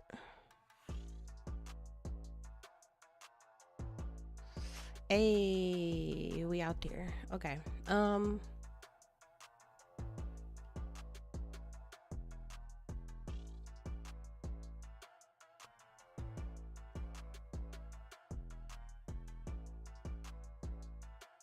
I gotta figure out how I'm gonna share my other screen though.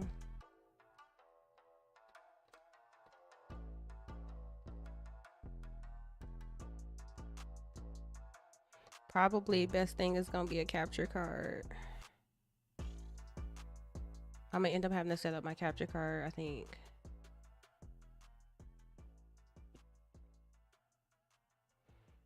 All right, so we in here.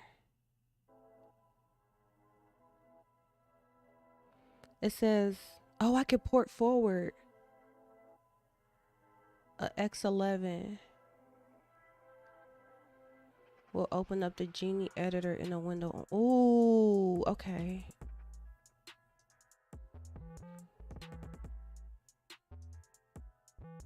It's still not gonna show my whole desktop, but I think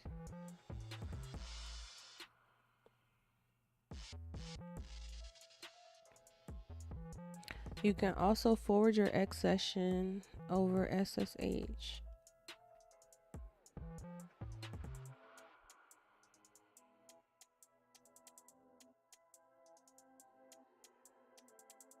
Okay. All right, so what next? That was a big part.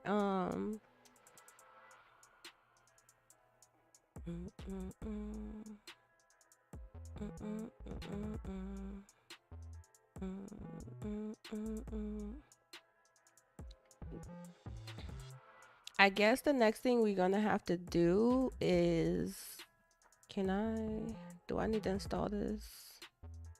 Oh, I got it. Okay.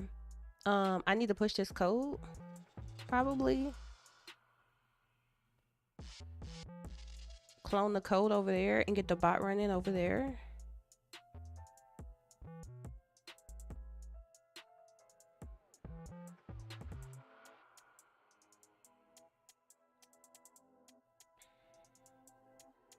Well, I can clone the version of the code that is on, up to date because the bot is still running off main anyway. Shall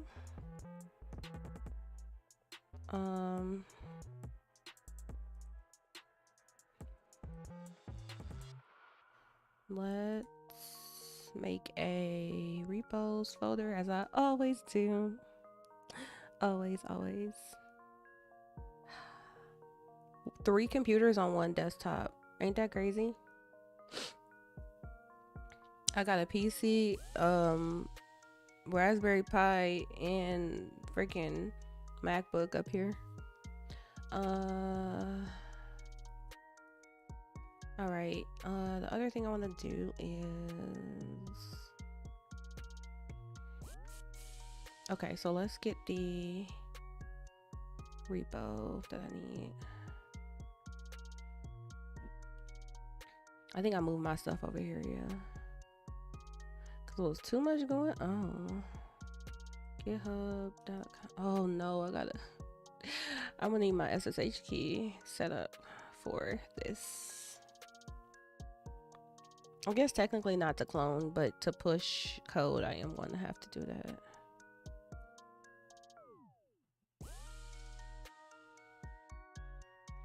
Can I clone SSH without? I don't know. We about to try it. I might have to set up a key to do this.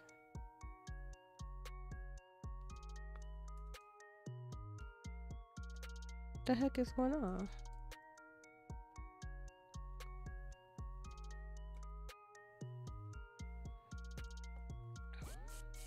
Did it go to sleep? What's happening?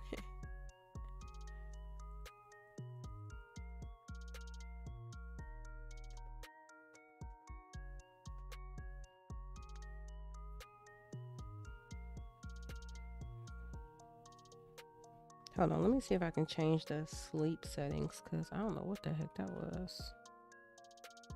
File manager.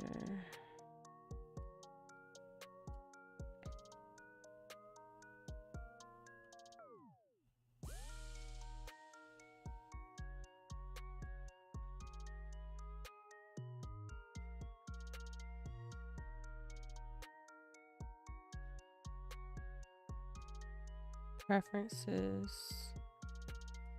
Screen.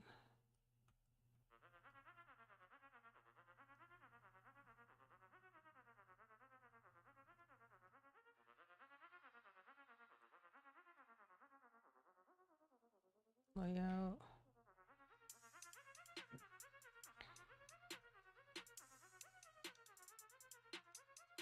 Review. I need like the settings to time out the screen.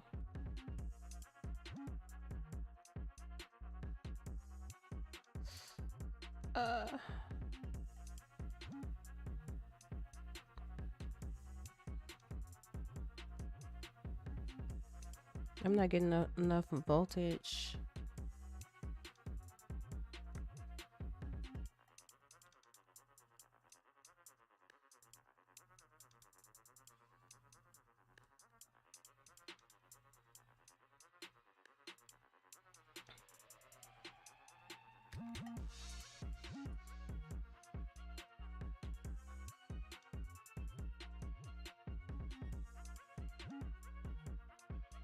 Right, I don't know.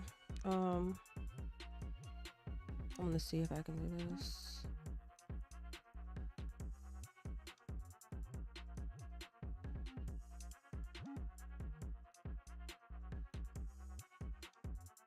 Yeah, I need to set up a key for this.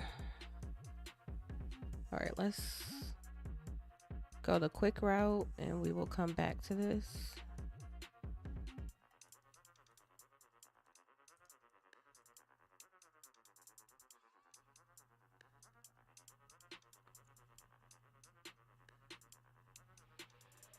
How do I open it?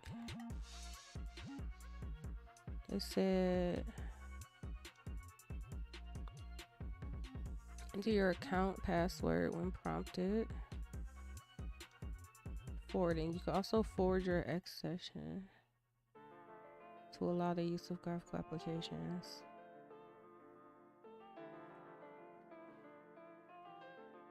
So how do I if I do this, is it gonna restart my session? SSH-Y.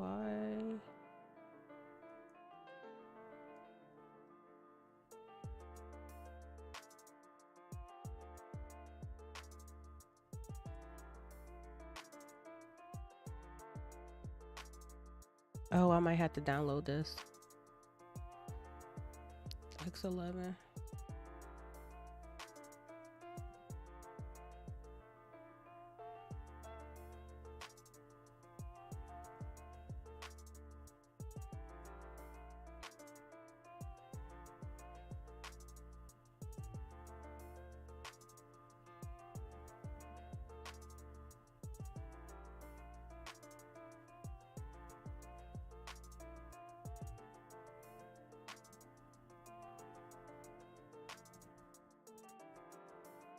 Let's cancel that.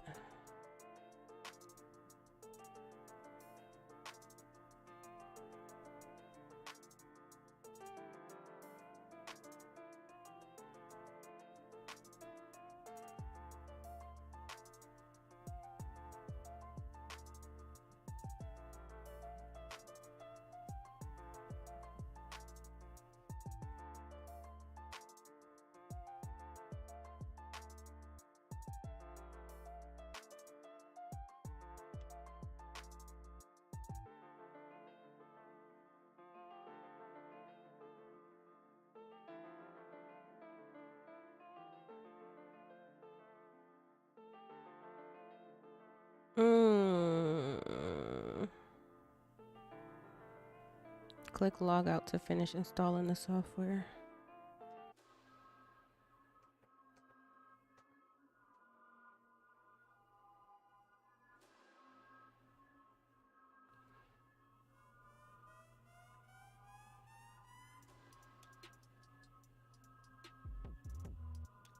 Cause I think log out. Yeah. We about to lose the do you want to terminate? Yeah, terminate.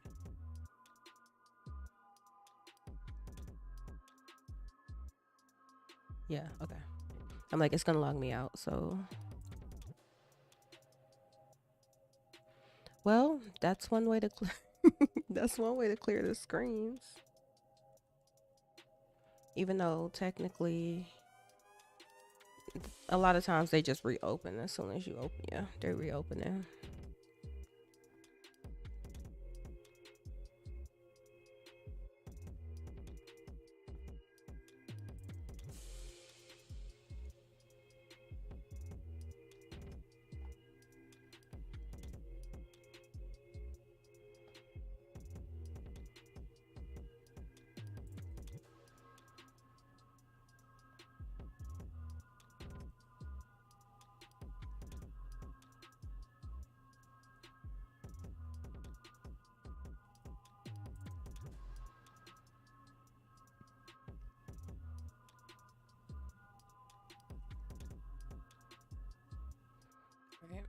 I had to put it back into landscape since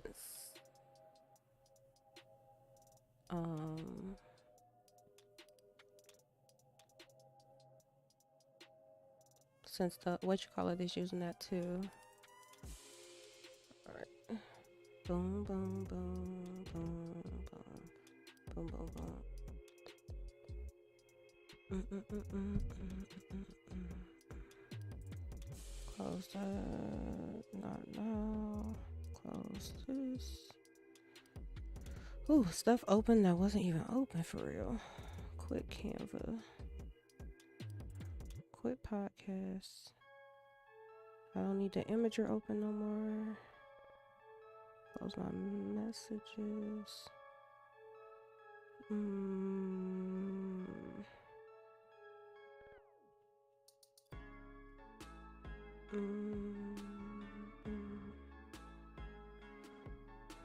All right, I'm back. I can see what's going on now. Let's see.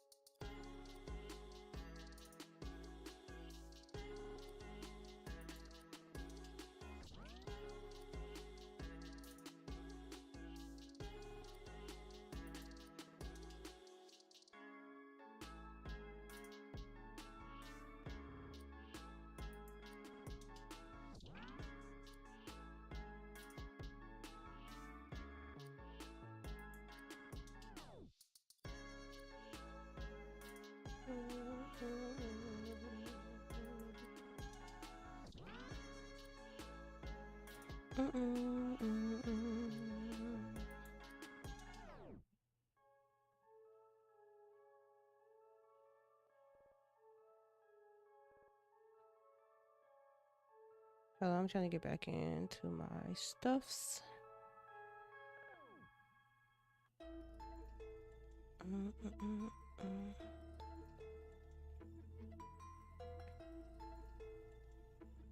Okay, I'm back. Back.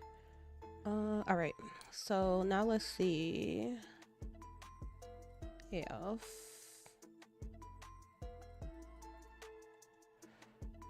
it was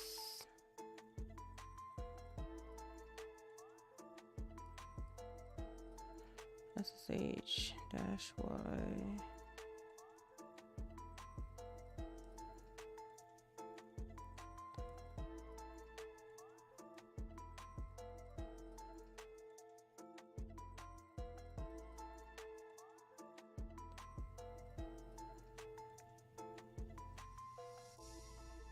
Is it supposed to stay like this, or is it supposed to... I'm supposed to be able to run more commands.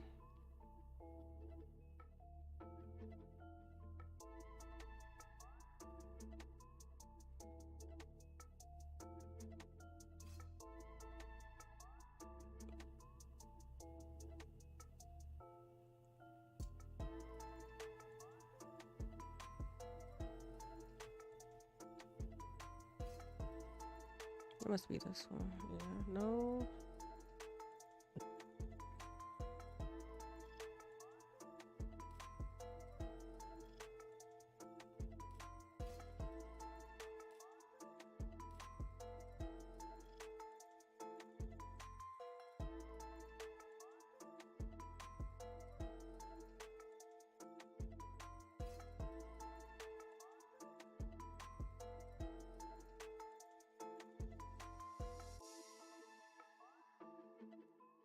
Oh, okay, it timed out. Let's try. So SSH.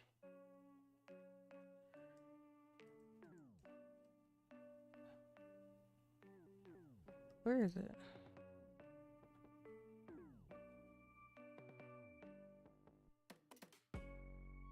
I can't even see the old command. I think it was 10. Dang it. 10. I don't know what it was.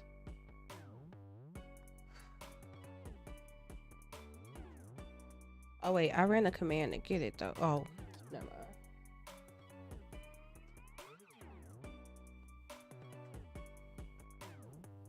mind. Let's switch back to the other HDMI. Yet another reason to get a friggin'... That's another reason to get a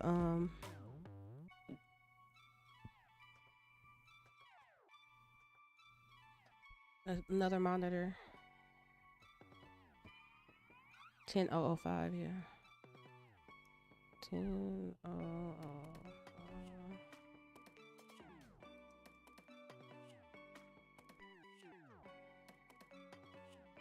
Okay, so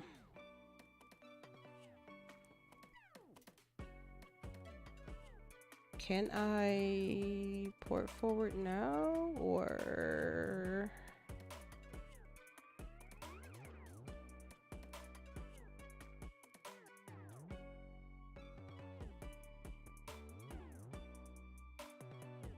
should I be doing that?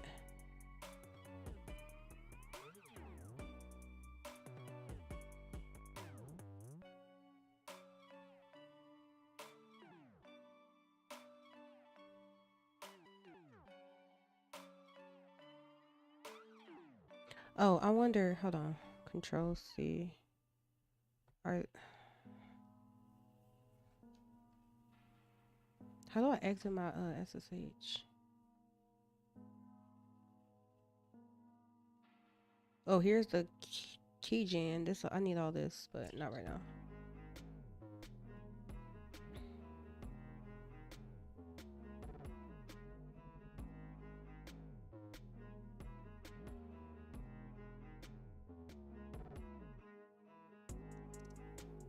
Okay, this is a lot of stuff, and none of it tells me how to exit SSH session. Just type exit. Okay, I want to try this again, but put the -y on this actual.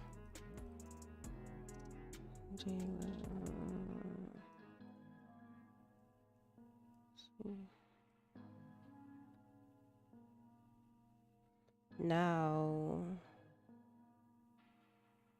let's see if I can do.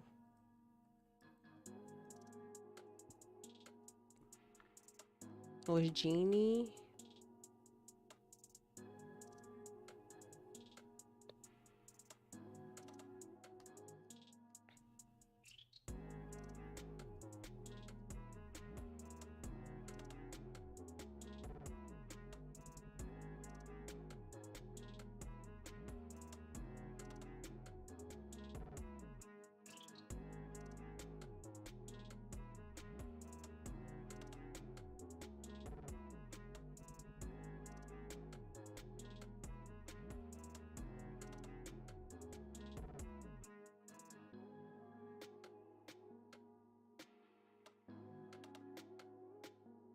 It worked.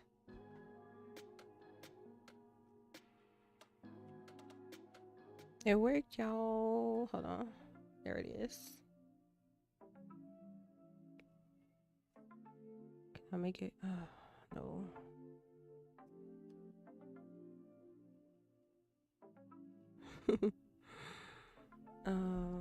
View. So yeah. Control ++.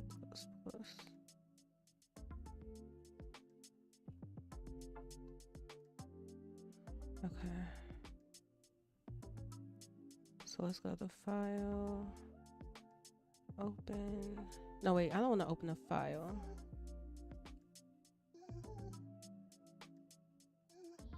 I guess I only have that option. I want to open the whole folder.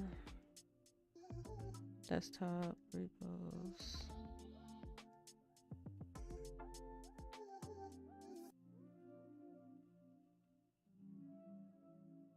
I don't have.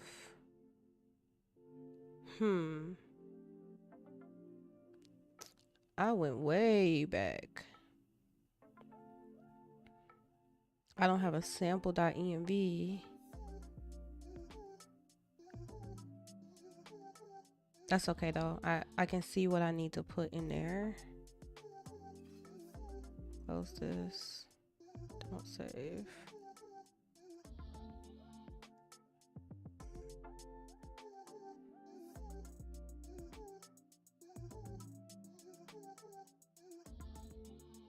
But dang, I lost control of my terminal.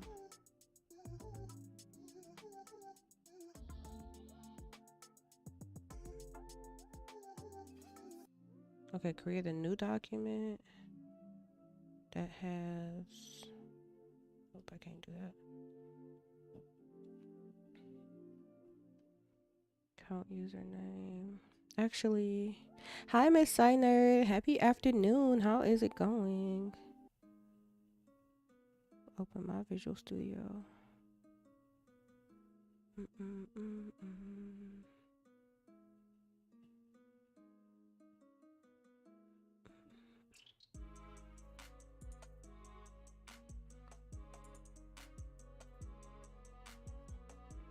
So I need an account username.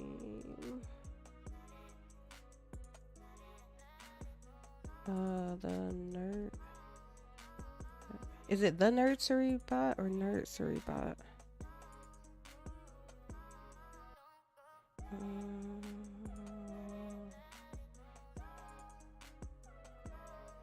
Came from the store. It's freezing out. You know what? It's like 30s and 40s this week, and then it's about to drop. Like it's about to go from like the minimum, the low being like maybe 30 to the low being like 9. So I would say I don't know what that's all about, but that's That is normal. What's not normal is the fact that it's not snowing here. That's what's not normal.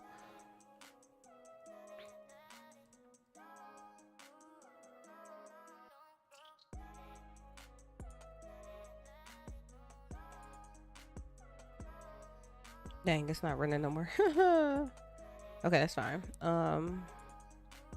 This is a part of what we're doing right now. So let me see.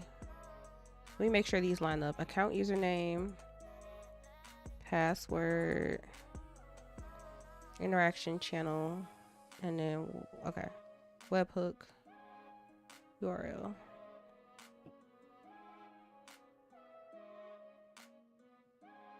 So account username, I think it's the nursery. Interaction channel. Is that all the music we had? I thought I put something in the queue.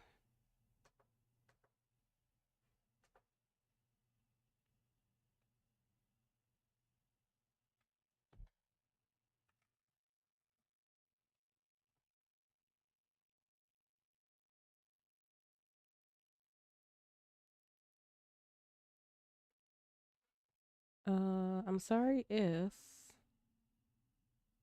we listen to the same thing again, because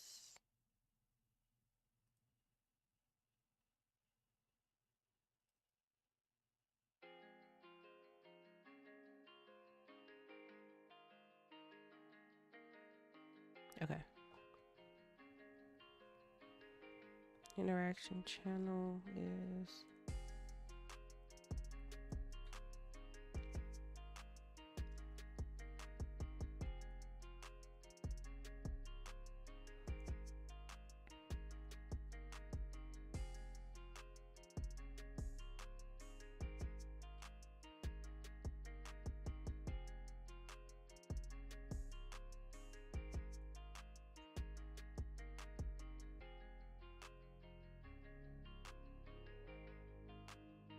okay. Now I can put my token in there. I'm gonna get the webhook URL. Wait, can y'all see? Yeah, okay. I'm trying to keep track of too many things.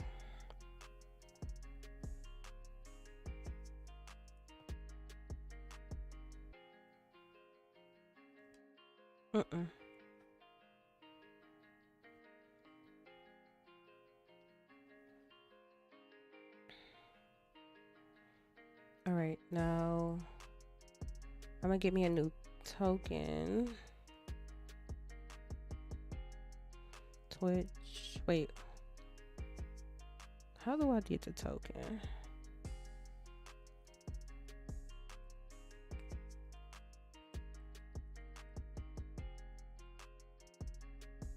Twitch token -u-s. No, that's not the right account to auth to. Which one? This one? Got it. Close this.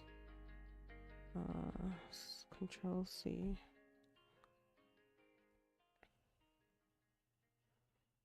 This is a little bit annoying that I have to remember for it to go to the right window.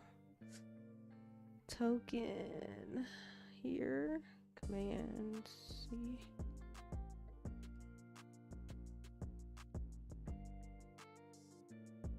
I'm losing track of everything. Oh, I moved it down here, that's why.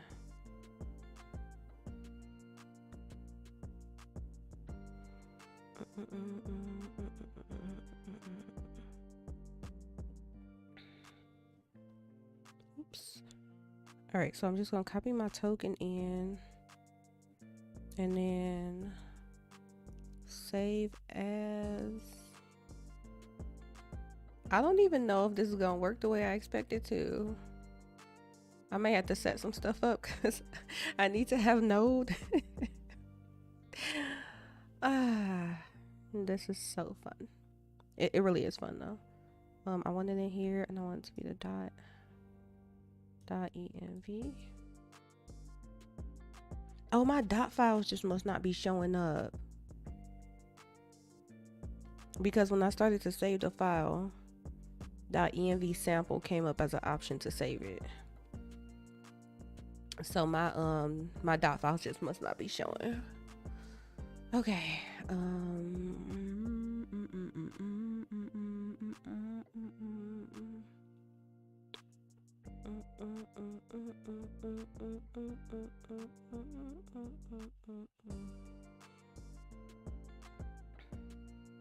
Make you some coffee. Okay, speaking of coffee, I'm gonna finish my protein shake.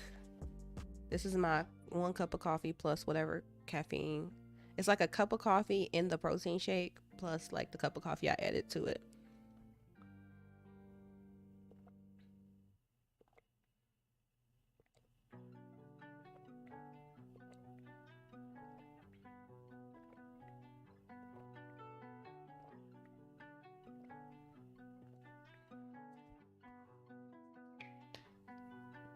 And speaking of coffee, when I tell y'all, yesterday, baby boy legit, he almost poured a whole coffee cup into my keyboard, like straight into the keyboard of the brand new computer, y'all. My heart, it's like I caught it, but I was slow and smooth. So not, because I didn't even want a little splat. Like I had to react so quick, but it was like my brain just moved like at 1,000 miles an hour at that point. Like, hold on, I gotta grab it, but if I jerk the cup, then it's gonna splash out. Because I'm talking about, the cup was about, this got something in it. The cup was like halfway turned. It was already like at least this far over, and it was directly above the keyboard, like right above the center of the keyboard. When I tell you, I just was like, oh my God, thank God, because that could have been a whole entire disaster. Granted, at least the coffee was black.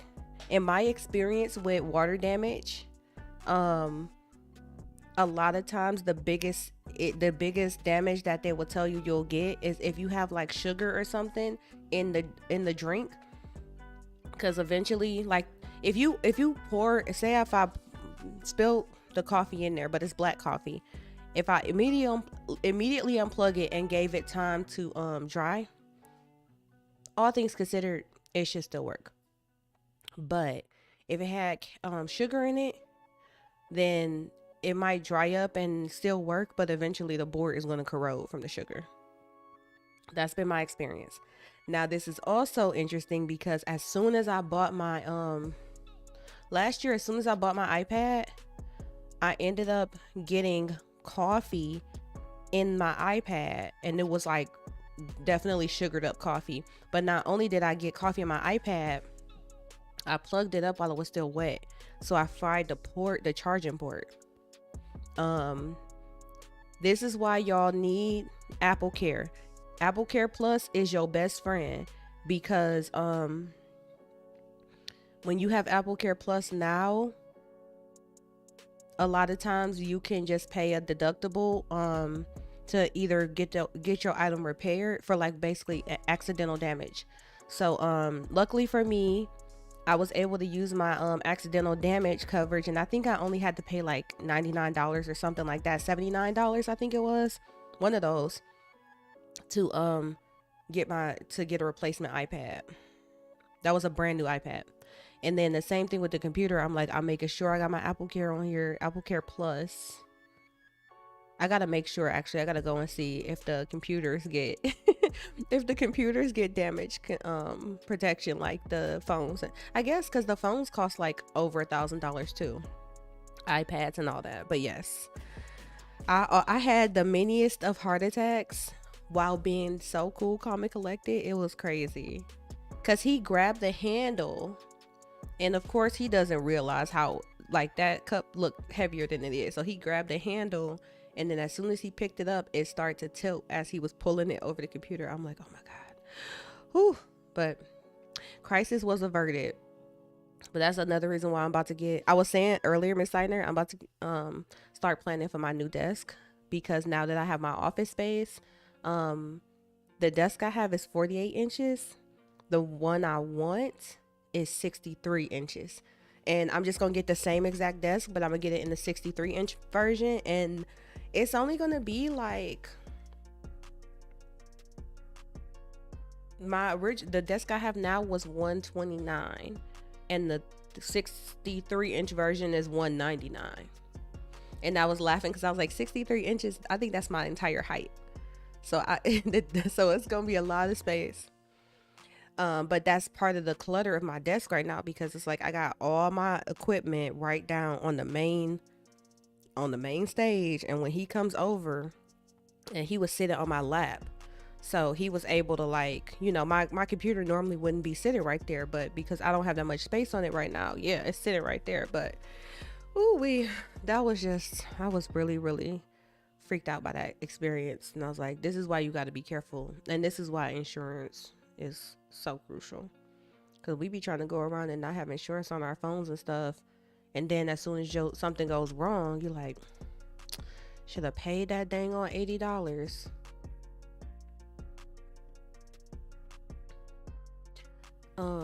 All right, what we doing with this bot? So I already updated my .env. We about to find out about running we about to find out about running Node. Can I install NVM on here? NVM install.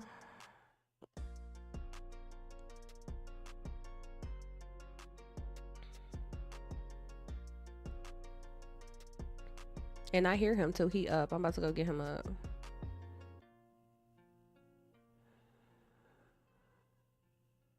Just curl it. Let's see if we can curl it. Oh dang, I need another terminal. Can I have 2 sessions?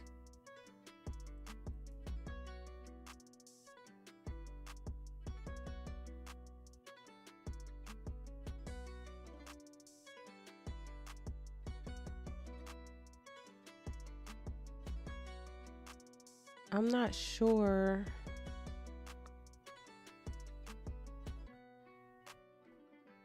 Oh, I'm still logging in. Okay, so let's see if I can curl this. Or do I got a wget? I don't even know, y'all. Let me see. Okay, I can curl.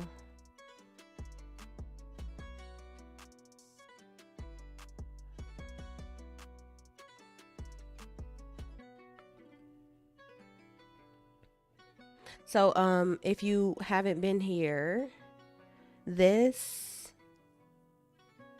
the window on the right, this is my Raspberry Pi that I set up today. Here go our board.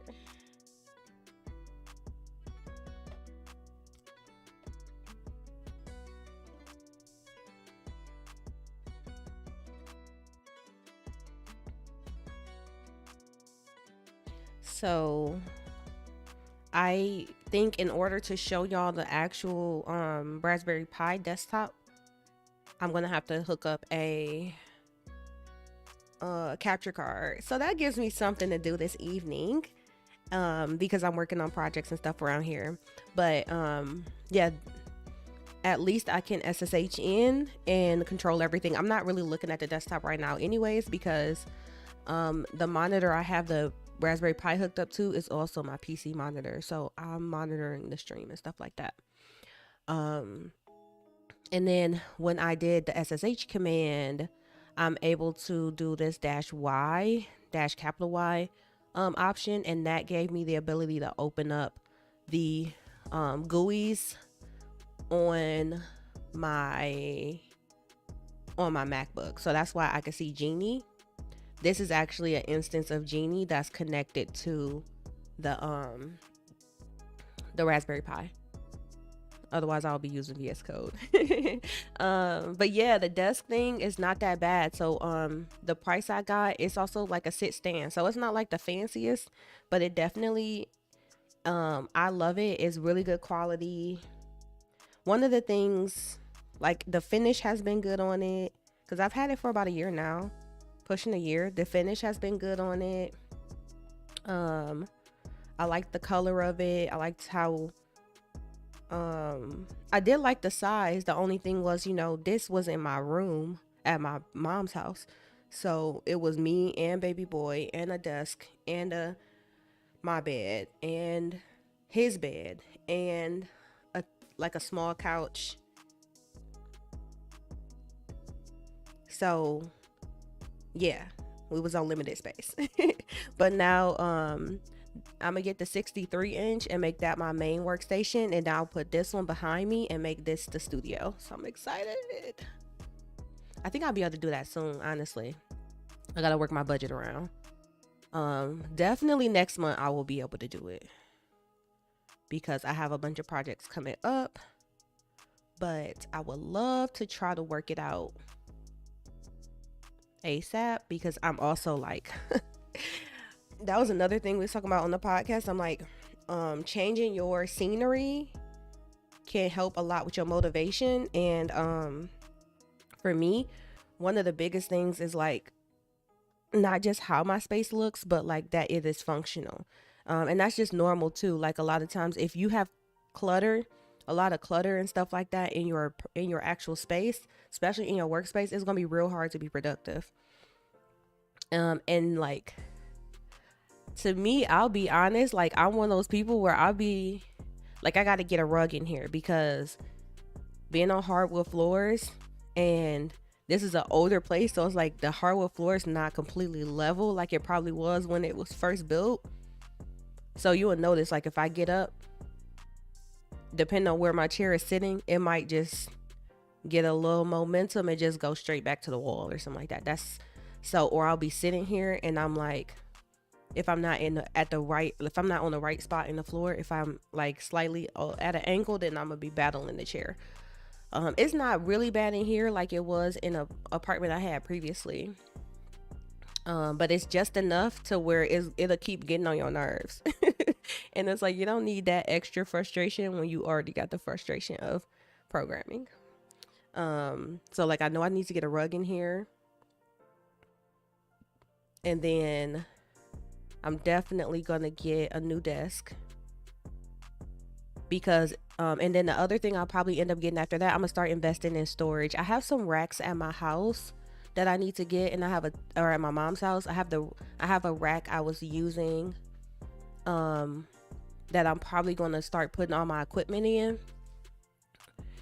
because I have a whole bunch of tech stuff. Like I just have stuff like cords, and I literally just pulled this Raspberry Pi out of a box. I had like I don't even got all my stuff here, and I have 4 Raspberry Pis that was like not even used. So I have a lot of like hardware, little like boards and stuff that I want to do projects with, but I want to get all that stuff like out and organized.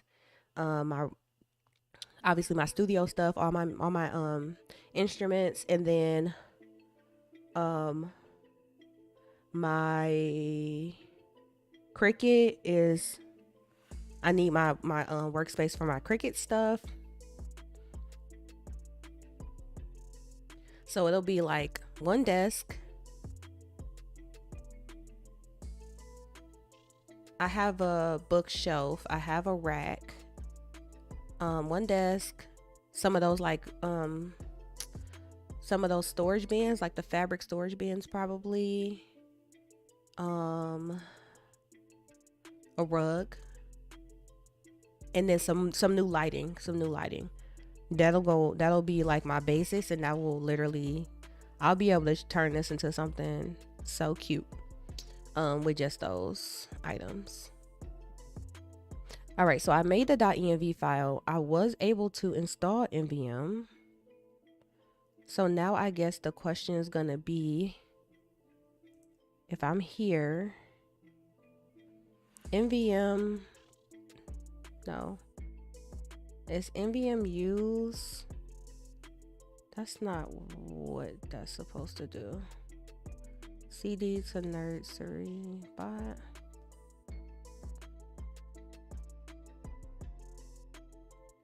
Let's do NVM install 20 because I know that's not the latest. Command not found.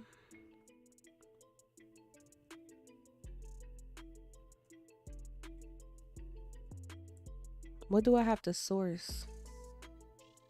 Hold on, let me see.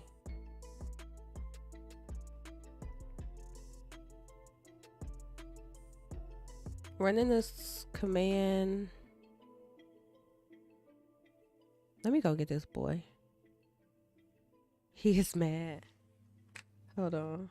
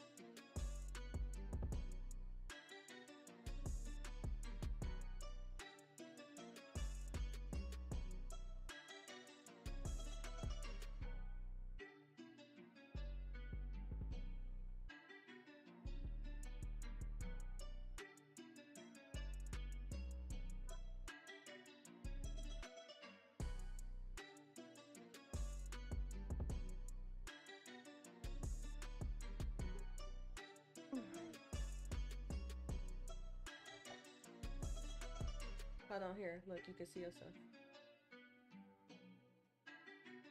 You see?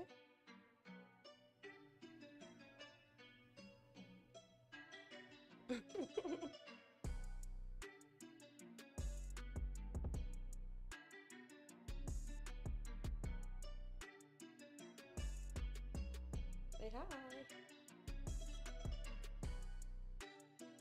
You just gonna clap? You don't wave no more? You want to talk?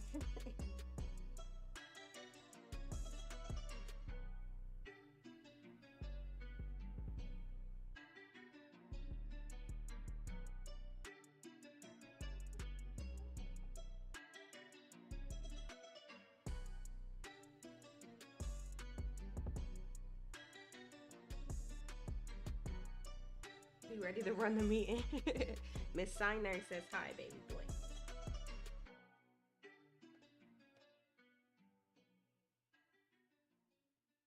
Oh, he real official. He about to hit the trackpad.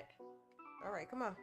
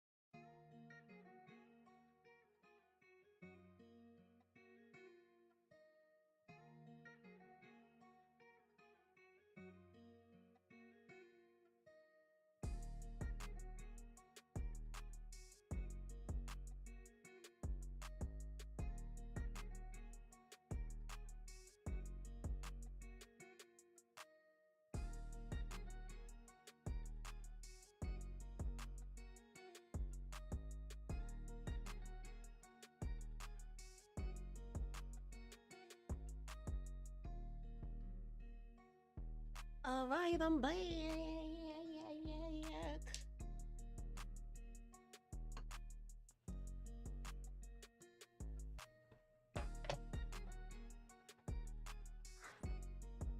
All right, now don't let me catch you messing with the guitar. I need to put that guitar back up. Matter of fact, do myself a favor.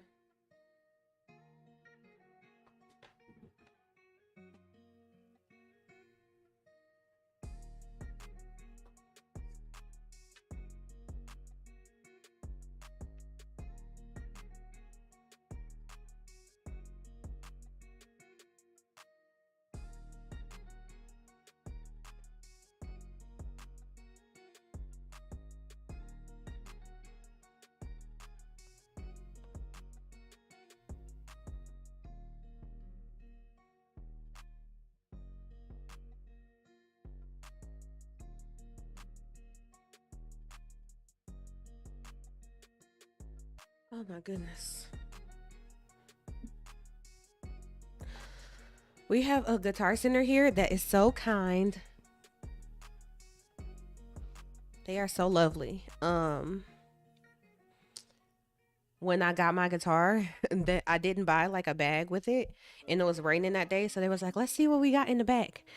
So the bag, the gig bag that it's in, was just a bag that they had in the back, and they gave it to me, so I got it for free. It wasn't really anything wrong with the bag, except one of the zippers doesn't have the pull on it, which I could literally just put a pull on it, but it's the top zipper that doesn't have the pull on it. So as long as I leave that one at the top and just zip it from the bottom, it works perfectly fine. And it was for the free $99,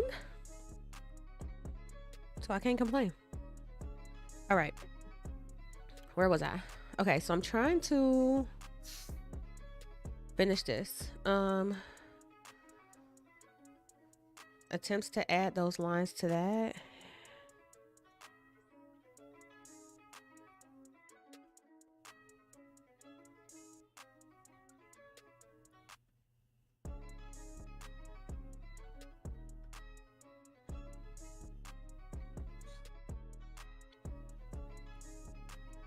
Simply close it and open it. Or yeah, see, here we go. Let's source the bash rc. Let me see if that works.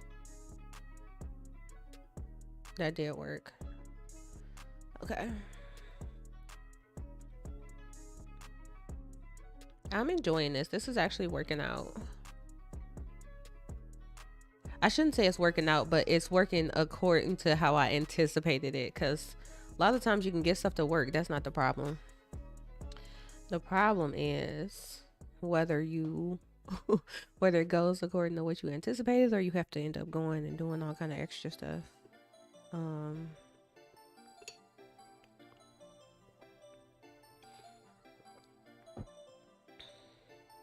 Yeah, you gone, because you looking like you want to grab something off my desk.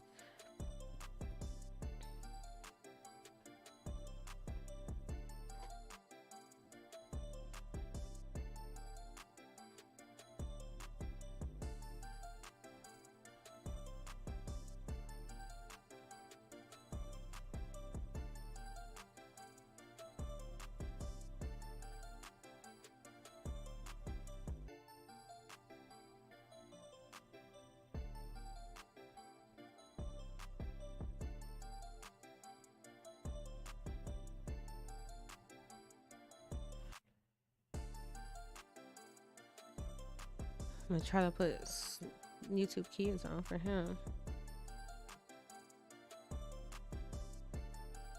I know he hear it coming off my phone. He hears that on my phone that I opened up the YouTube Kids app. But he kind of gets it that if he don't see it come up on the screen, he gonna go and see if it's on the TV. Bye bye. Oh man. We just be over here living our best life. Baby boy, he has full reign of the house for the most part. And I'm just learning how to manage. But I'm like as we're moving in and getting acclimated, it's like everything, and this was what I really wanted anyways once we finally got our place, was like everything is set up to where even if I'm sitting here working on something, I don't have to see everything he's doing, like a lot of baby proofing, but also just like in general, like making, especially his room is like completely baby safe. So if he needs to just have some, like sometimes I want to let him play, but yeah, he can't just be running around and screaming and doing all the other kind of stuff depending on what's actually going on at the time. So his room is like completely baby safe, so he can live his best life, but not have to be like in a playpen or something.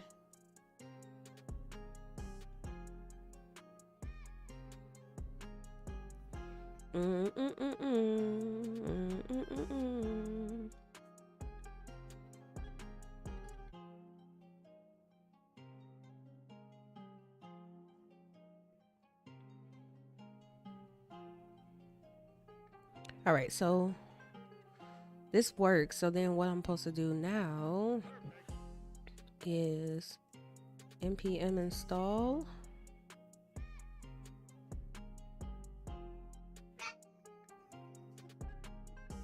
You came in quiet, baby. Here, give me that one. This is water. You can come back for it if you want it. That's water. You want it? If you wanted it, why are you bringing it here? All right, that worked. Now let's go. What was it? Node, Twitch bot. LS node. Oh, it's still called chatbot.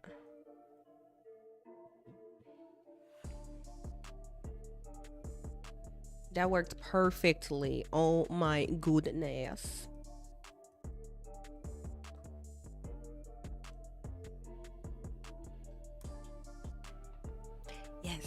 Yes. All right, so this can just stay running. I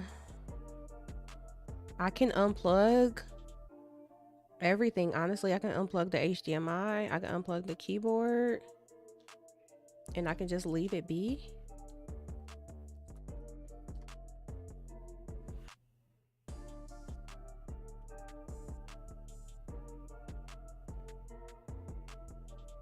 And that's what I'm going to do for now.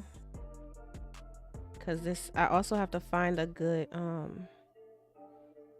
it says it's not getting a lot of voltage. So I think part of that is that it's sharing its power with that keyboard that also has RGB.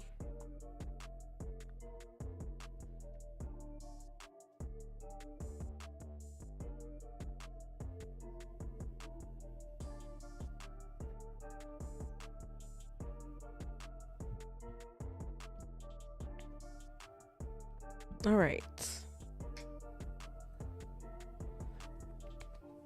Okay, I feel good. All right, that's crazy. That worked. I mean, it's not crazy, but it is. You know what I mean? Like, okay, that worked. So now what?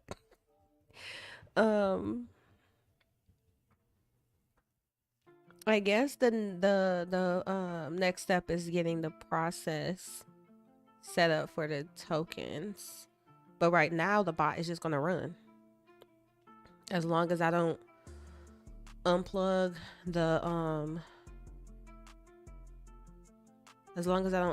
the Raspberry Pi, that's good.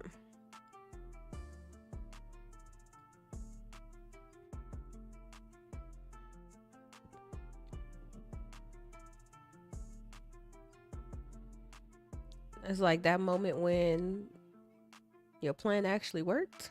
It's like, okay, that was good. That was only like 3 hours. Not even. I could have got that done in like an hour or less, honestly. Just chilling and taking my time and spending time. What do I do now?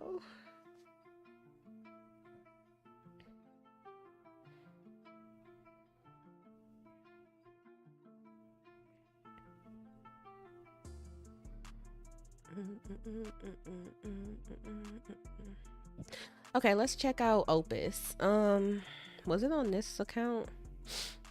This is random, but it's not. The other day, we were... Got it.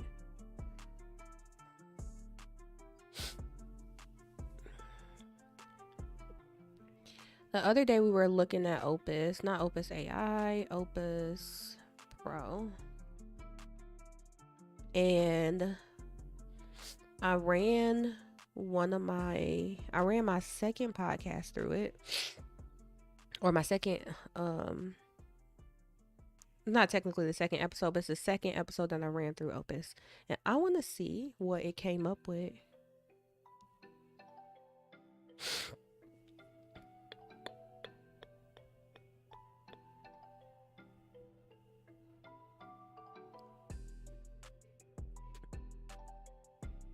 I think I need to upgrade so I can get...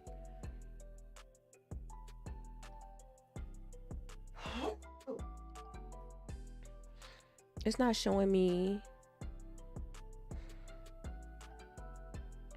Oh, the virality score. I want those. Oh, auto post to shorts, TikTok. Oh, we...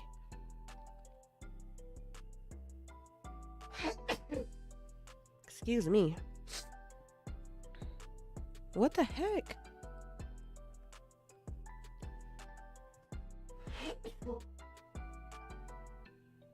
Wow. Let's see if I can get a subscription going. Because I'm pretty happy with this in general. I definitely want to... Excuse me, I definitely want to invest in it.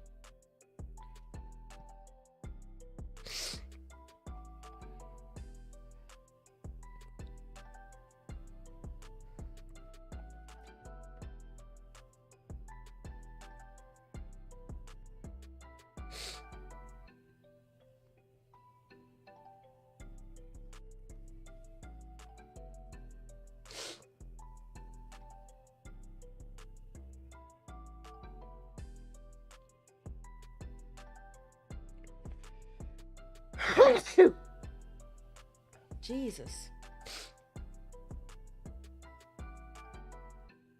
I don't know where that came from. Wait, how did I get logged out?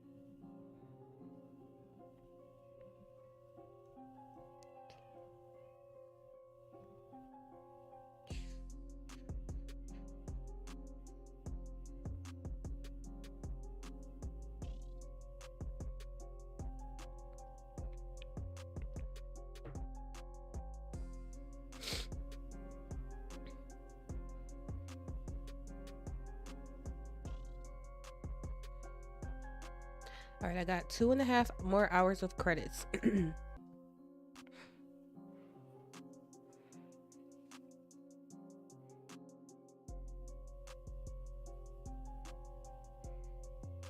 then my credits expire after 60 days. So okay, here's how this will work for anybody that might actually go through this process. Let me see. Can I read a team? Switch history.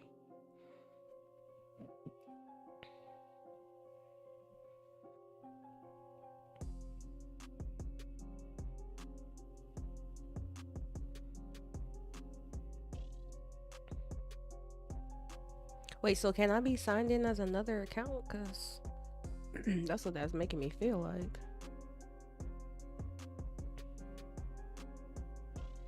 Yeah, so when you when you set it up, you get the free credits. I guess in free credits I've used about a little bit less than 2 hours. You got about 2 hours of free credits at first, I guess, because I did 2 videos and I had 2 minutes left.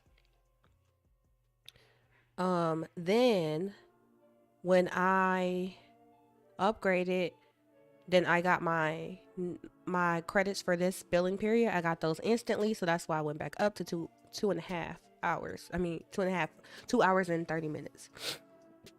Then it's, I think, because I'm doing monthly right now, so monthly means I get credit, I get an additional amount of credits every month. And then I think whatever credits you get, you have 60 days to use those. So like I can use all these credits now, or I can use some of these credits now, and then they'll roll over to the next month. And then I think it said the credits I still had from my trial, from my free tier, those I will have until the end of the month. So they do, so you can roll these over, you just can't roll them over forever, basically. And then if you pay for yearly, I'm probably gonna move up to the next tier and pay for it yearly if I really like using it. So when you pay for it yearly, you get, it was like basically this, it still was what averaged out to be like $9 a month, but it'll go up to a different tier. And that tier has like almost twice as many credits as this one. Plus it has some other extra features. Now, one of the things I need is the brand template. I already start setting this up. Okay, baby. Thank you. Don't mess with that. Don't mess with that. Here, take your toy.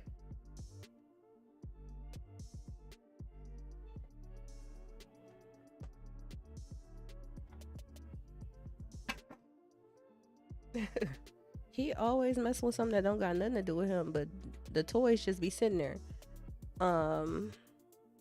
Okay, so this is the brand stuff, which I already set this up last time. So let me see something. Where's this image gonna go?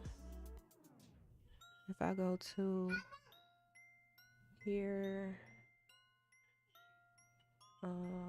it's gonna be on my purge, and then documents.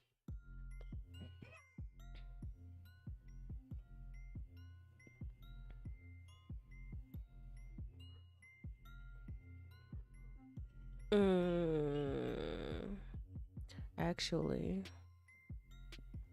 it would be in the downloads folder.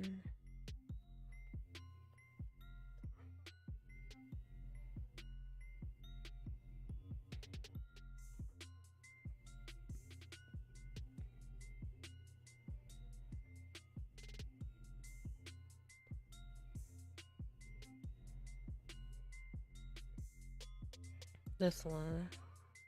No name. Yes, baby.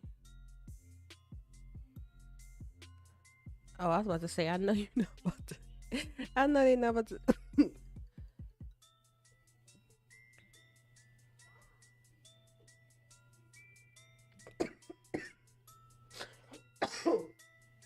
Wait, so where's the one that I have that actually has the name in it then? I have one that actually says MetaDev Girl. I cut it out of that one.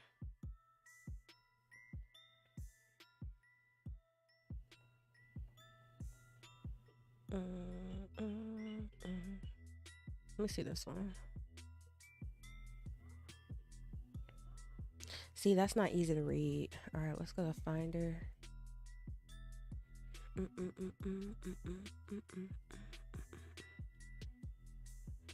MacBook Purge. I have had this specific external drive since a good 2015, 2016. It's so much stuff on here. I'm actually glad that I hooked it up because I haven't plugged it in a long time. Probably the last thing that was on here was from like 2021, either 2019 or 2021. But I basically have stuff from a bunch of MacBooks that I got, like different MacBooks that I used over the years when I would just transfer all my files. Like if I was working at a company and, I had to clean my files off of my computer.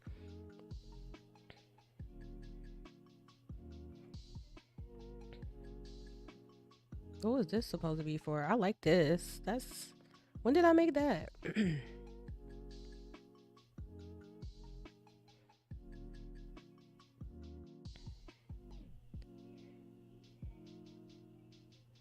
But this is the folder from, let's see, do I have one that's more legible?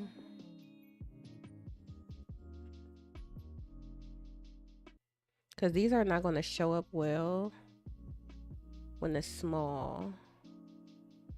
It's going to be hard to read that. Like, it was real cute how they did. Because somebody made this for me. So it's real cute how he did it, but it's not going to really work out long term. I'm going to have to put I'm going to have to make one with my handle in it. Okay. I think let me do that. I can just do it in Canva real quick. I'm surprised I haven't already did this. By the way, y'alls, I made the save the date. I'm just waiting on the website to get updated. 5/11/24 in Detroit, Michigan. Oh, this is cute. No, do not replace my current page.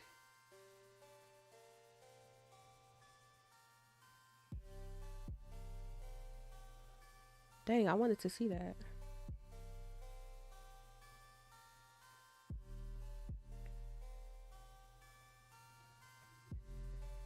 Okay, what I was trying to do is, I feel like, oh yeah, I do have it right here. I was about to say, I should already have this.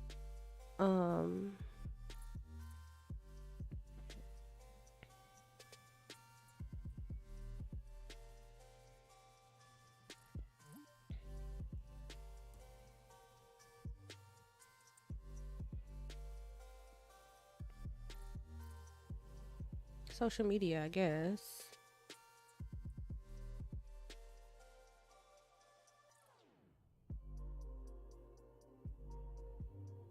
So this will be weird, but I guess.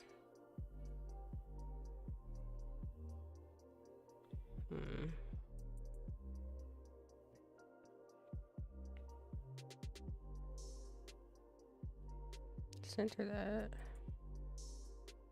Because I want this to be way bigger. As big as it can be, so it can be super legible.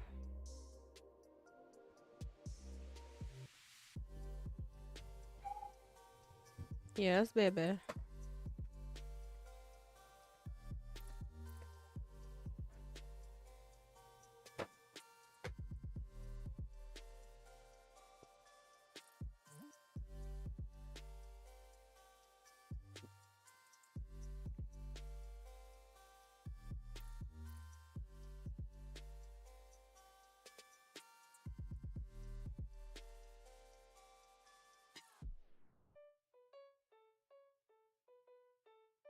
I don't want to undo that, so let's just do it this way.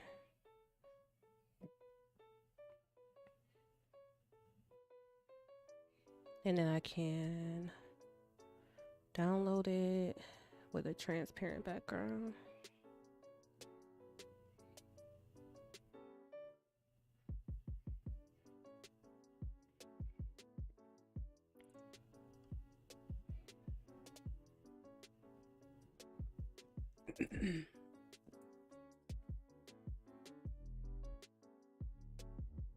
I feel like I never really listened to this track. Whatever playlist this is on, I'm probably listened to before, but I like this one.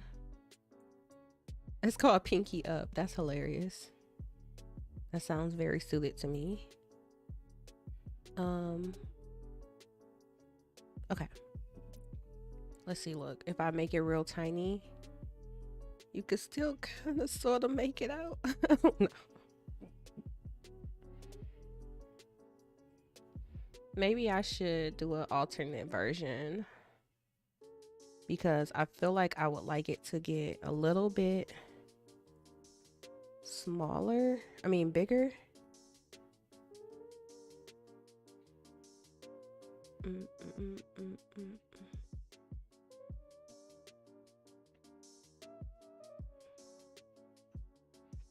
If I bring it out like that.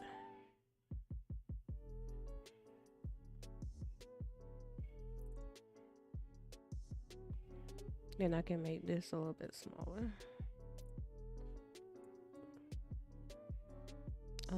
Make it centered. Oh, it's already centered. Center that. Right? Because if it's tiny, that's a little decent. I mean, I could tell that if I wanted to know what these letters are, that has to be an E, not an O, right? Because O wouldn't have a line through it like that. I could tell that's an A. This is the small. Oh, no, it's not. Say share. Download. Oh, shoot. I don't know if I had said not to have the background, transparent background.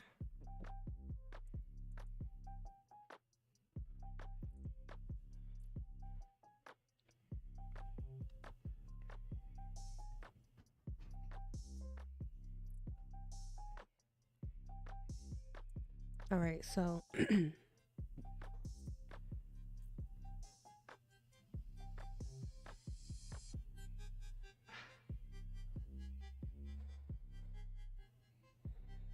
oh, I went straight to the downloads folder, but it's not there because I did something responsible.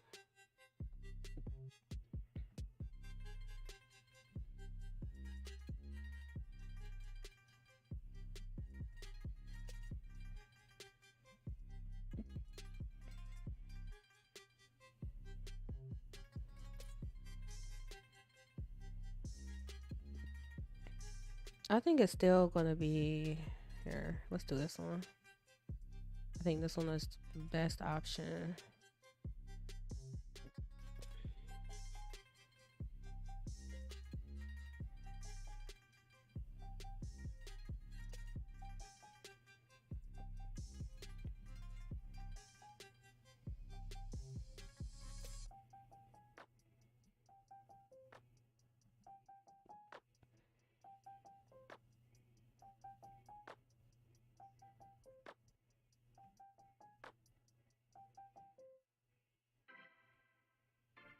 The captions are auto.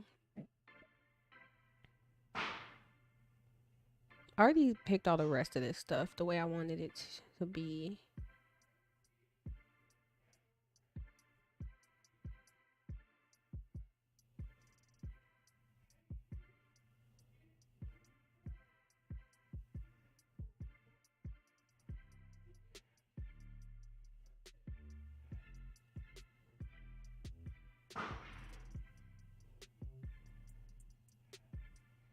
Font color.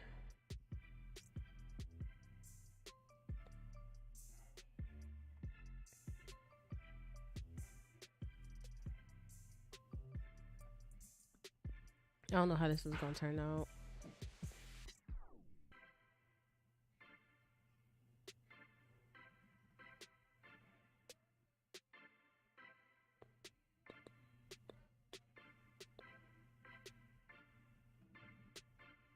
Just pick both of those. All right.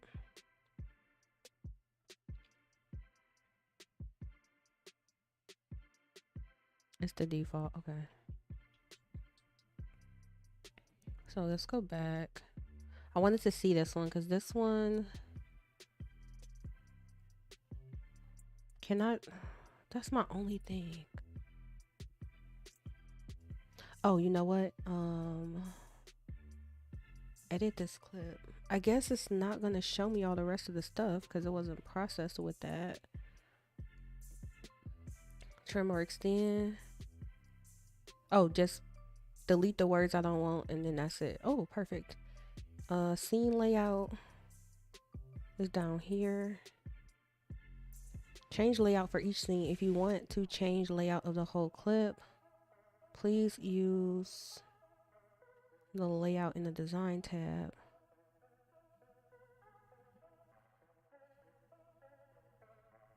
Drag to reframe. And then design has,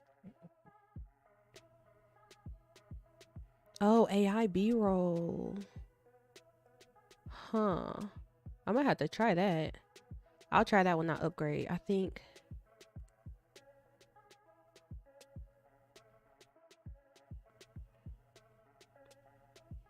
I gotta look into that. I saw AI B-roll. I think this is where it'll automatically insert. It probably has some like library you can use to insert B-roll that's appropriate to the clip. Auto intro caption. Add an intro text overlay to give viewers more context. That's not helpful. It's like it's short. Okay.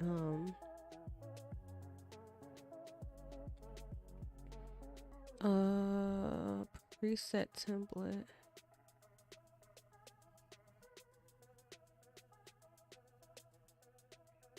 Change plan. What? And see, it's not showing with the right template that I want. Oh, I can recompile it, I guess. Is that what that's gonna do? If I say compile.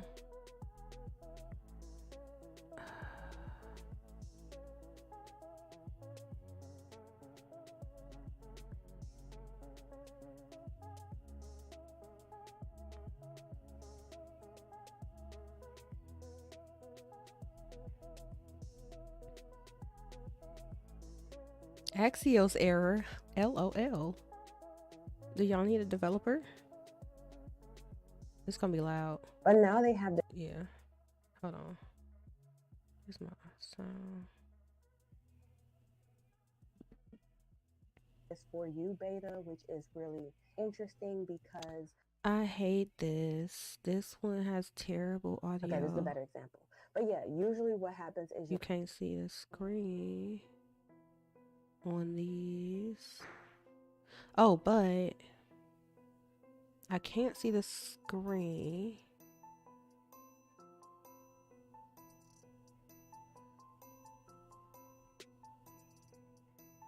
I can't see the screen, but this will be a case where design, layout,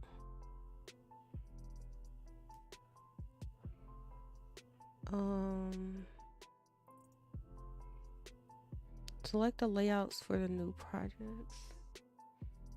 Screen share mode requires screen share content and one speaker. There we go.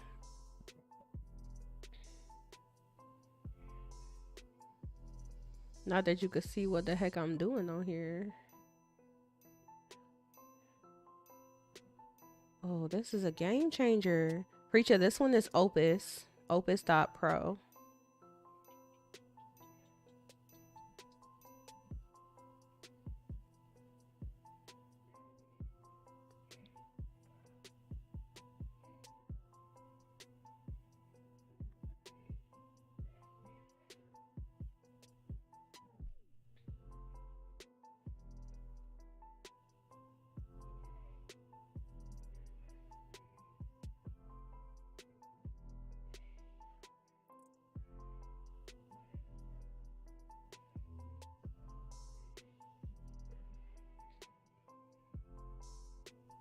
Can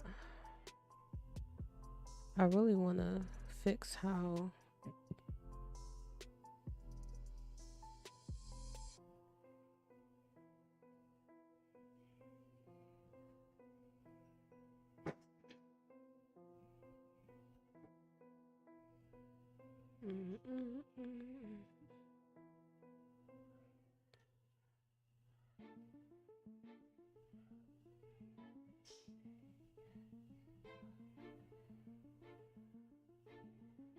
see, it's gonna crop me,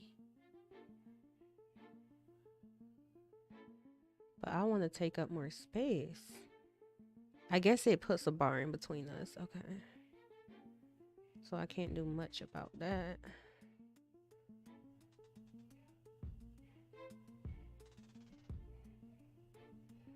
Huh.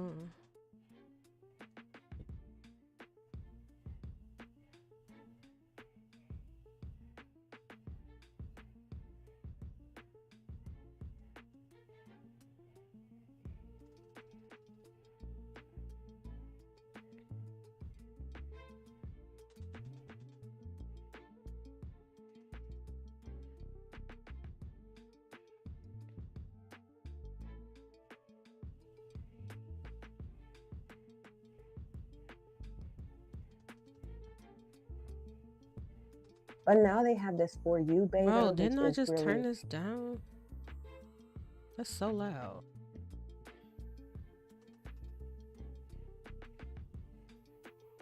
Like, how much more I'm supposed to turn it down?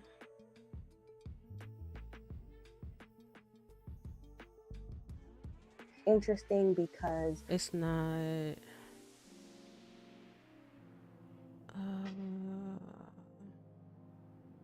It's like I can't turn it down.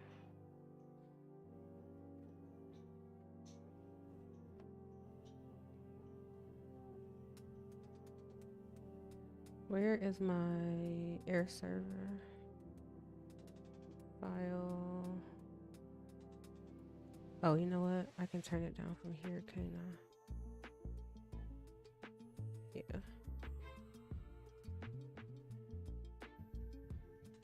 like some of the different projects that I might be following, or different events, trending repositories on the platform, those are starting to show up. So I think that it would, for those developers that have been around for a long time, if you're not spending time on GitHub, I do encourage you to, if you're interested in kind of being able to keep up with what's going on with the different tools and technologies that you use, if they are hosted there.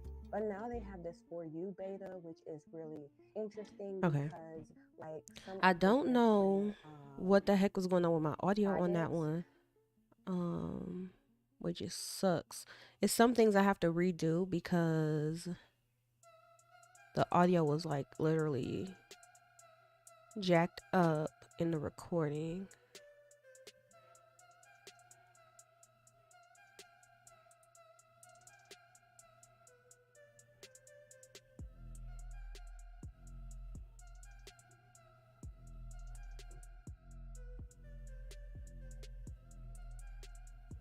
I can't even hear this one. Okay. But yeah. So let me go back to this one. Oh. Okay, so let's look at this one because this one was talking about being a brownie. And I had a screen share in this one. So I wonder how that one would look. Yes, filter all the filler words, please. Design. Put it in screen share. Yes. Because this one definitely, you kind of lose the context.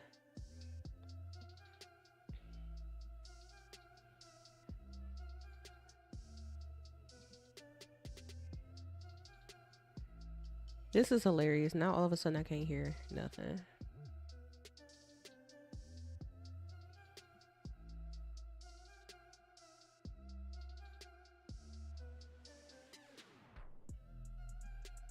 Did a certain challenge, then on either your vest, your sash. If you have a sash, you might I actually get to a wonder. point where you got a vest and a sash, and they're just all covered up with all these different badges.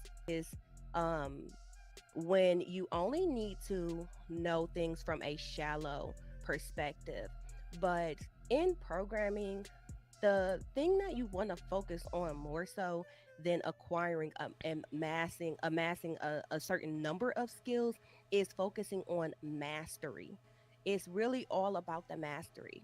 Again, for me, I was a brownie, and this is what I was thinking about when I started thinking about what it takes whenever we start to try to pursue multiple languages. So when I was in Girl Scouts, we got different awards and different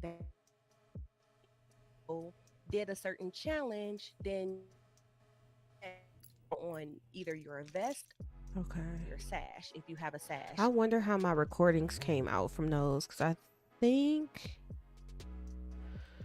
Oh, gosh.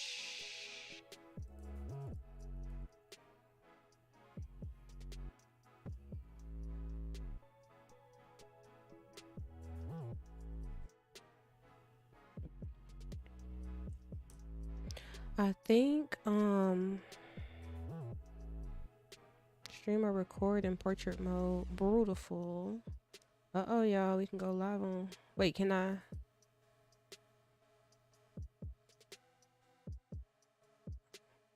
Only use portrait mode if I'm multi-streaming. Past. Which one was that I was just looking at? That was the one about learning multiple languages.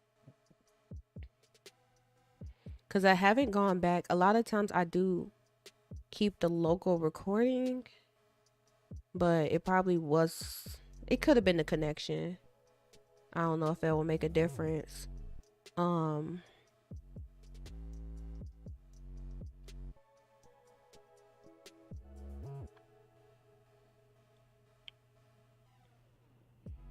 Like, I know I checked this one, and I'm pretty sure on this one I can't get around that like crackly sound that was coming through the mic. But the one about learning multiple languages, I don't know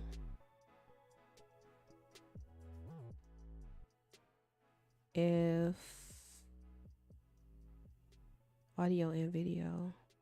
I don't know if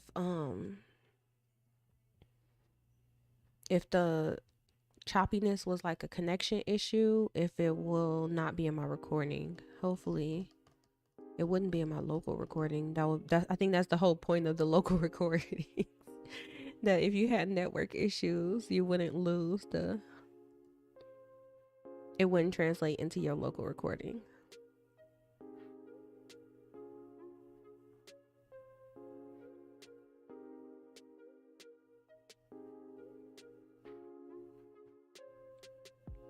But see, this is all part of the workflow. So it's like if I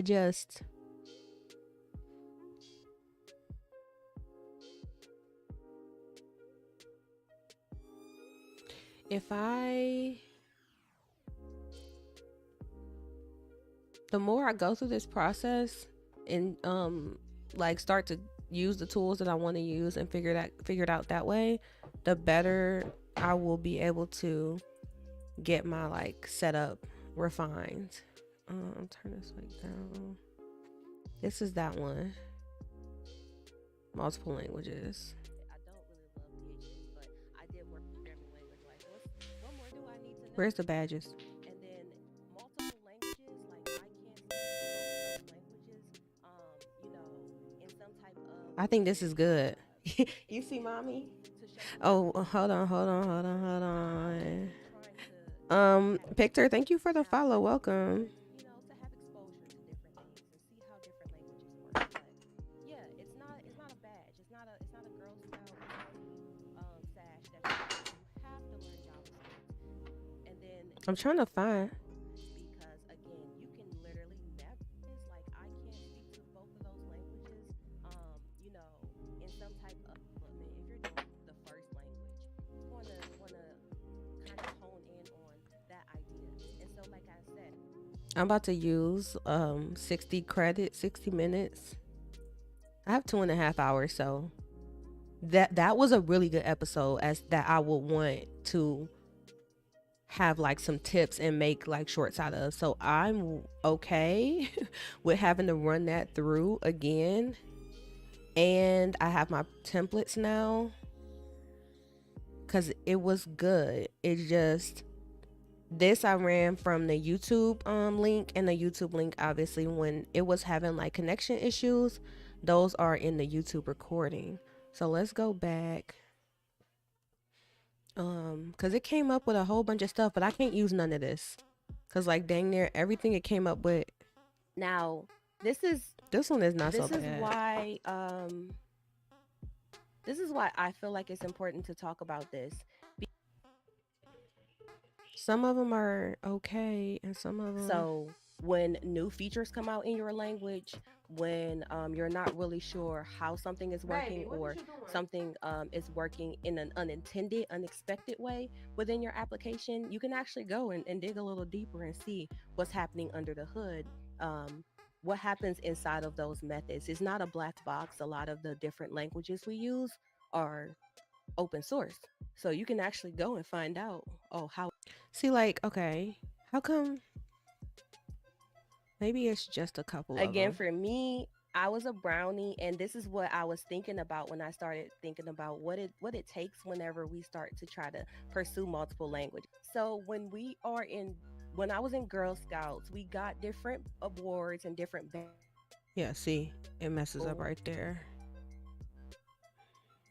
Can you touch on data structures and algorithms? Because again, this is where, in some companies, this is where the distinction comes between a software developer and a software engineer.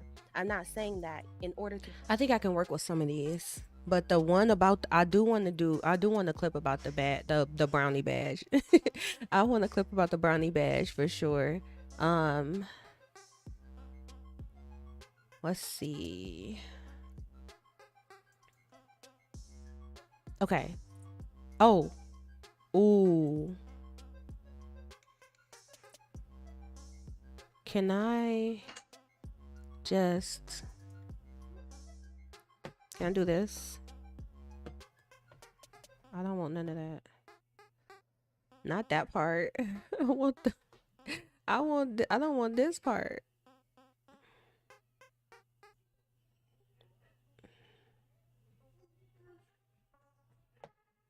Stop, baby.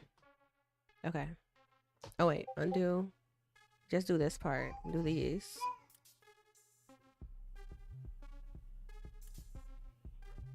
No, I don't want to correct it. This is how Descript works. Remove the text and the audio. In some companies, this is where distinctions comes from. Not saying that. Personally, I think I was fearful in my friend. I was in a really awesome role at but a lot of smart people. I found sometimes I wasn't. I found sometimes. Oh, this is my favorite. Sometimes.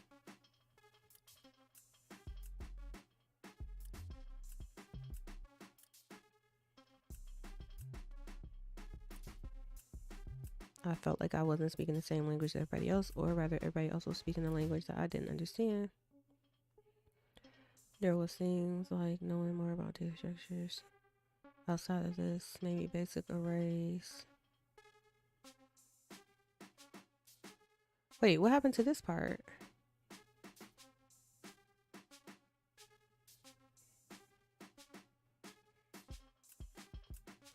I thought that was a part of that caption. Hold on, let me go back. We'll leave that alone. Can you touch on data structures and algorithms?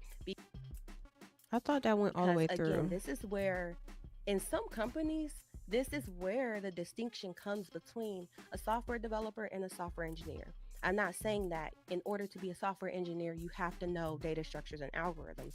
But I can say personally, I think I was 3 or 4 years into my career, and I was in a really awesome role at a high-tech startup with a lot of smart people. And I found sometimes that I wasn't, I, I felt like I wasn't speaking the same language as everybody else, or rather, everybody else was speaking a language that I didn't understand. There was things like knowing more about data structures outside of this, maybe the basic arrays or lists. Can you touch on data structures and algorithms? Because again, this is where in some Okay. companies, It does cut off there, but this will be a good one where just go straight to the answer. I love this actually. Get rid of that. Cause it was only 50 seconds, and I think some of what's behind here was good context to finish that off. So where the distinction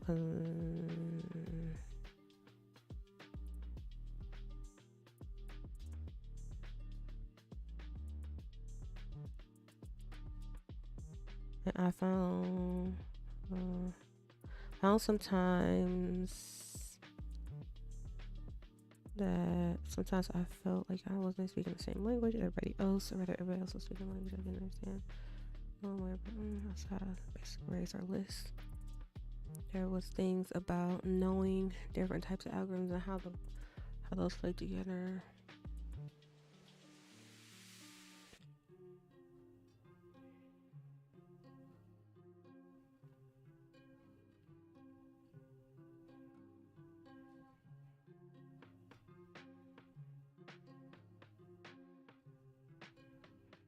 I wonder, can I get away with just adding this back in?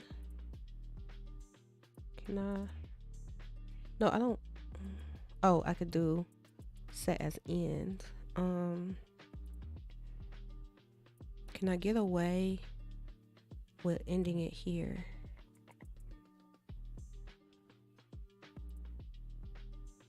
can you touch on data structures and algorithms? In some companies, this is where the distinction comes between a software developer and a software engineer. I'm not saying that in order to be a software engineer, you have to know data structures and algorithms. But I can say personally, I think I was 3 or 4 years into my career, and I was in a really awesome role at a high tech startup with a lot of smart people. And I found sometimes I I felt like I wasn't speaking the same language as everybody else, or rather, everybody else was speaking a language that I didn't understand. Then time, I I felt like I wasn't speaking the same language as everybody else, or rather, everybody else was speaking a language that I didn't understand. There was things like knowing more about uh, data structures outside of this, maybe the basic arrays or lists. There was things about like knowing different types of algorithms and how those play together, and how we could apply those to different problems that we had, that I would have benefited from knowing by the time I was 4 years into my career. So yeah, I do think that it is important. Can you touch on data structures and algorithms? In some companies, this is where the Okay, distinction now comes I'm trying between to a software developer reapply. and a software engineer. I'm not saying that in order to be a software engineer, you have to know data structures and algorithms. But I can say personally, I think I was 3 or 4 years into my career, and I was in a really awesome role at a high tech startup with a lot of smart people. And It's I confused by the found fact that I sometimes already that I, upgraded. I felt like I wasn't speaking the same language as. Can you touch on data structures and All right, let me see um if it redoes this with my um if it'll redo this with my template. Okay. See, this is what I'm talking about. This is what I'm talking about right here. So I'll probably sit here and work on some of these clips because let's see, I don't need to go to founder orientation, do I? I got that on my calendar a million times. Let me check my email.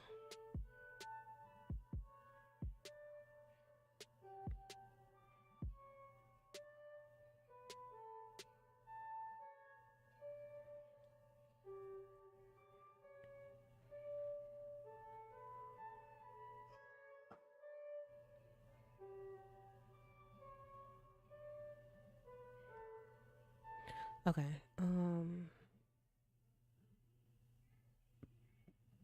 Gmail. I'm trying to get Authy to fix my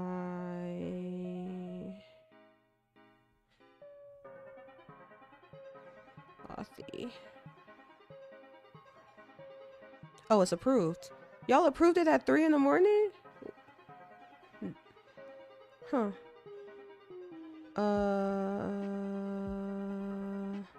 Let me see something.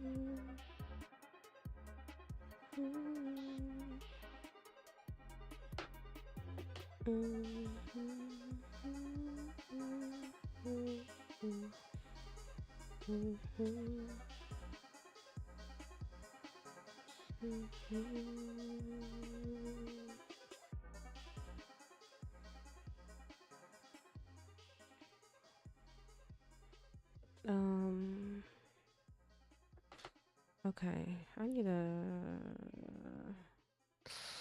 Ooh, I gotta re-auth on my Google, look on my Twitch. Let me see.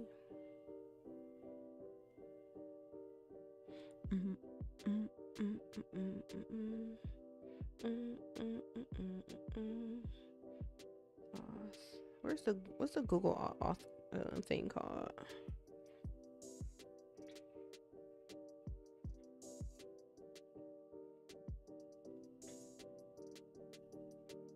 Is it this one? Yeah.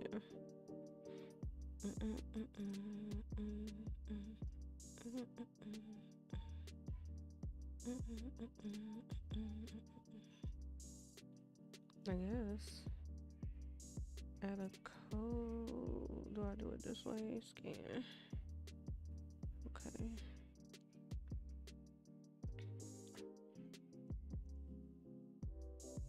Hold on, baby. As soon as I reset two-factor auth, it went crazy on me, and I need to turn the light on. Use password. Log in. All right. Okay, that's working. I mean, it shouldn't have killed my stream, but dang. I don't even know when I got this. I got a baby tablet in my hand.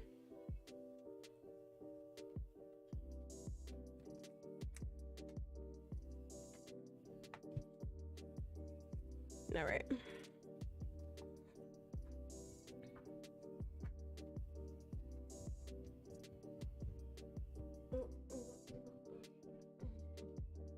Maybe. Or you want this back?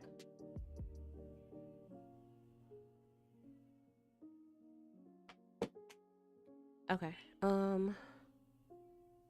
Beautiful though, because I've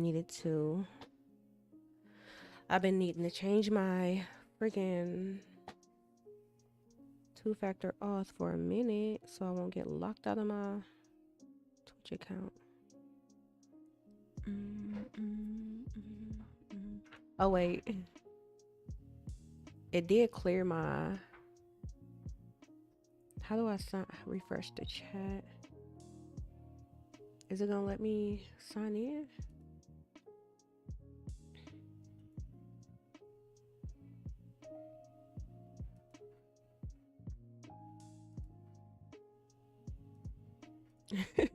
I'm still streaming.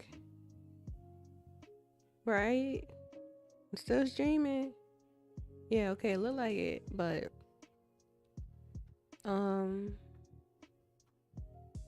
I don't know how to sign in to my chat while I am streaming.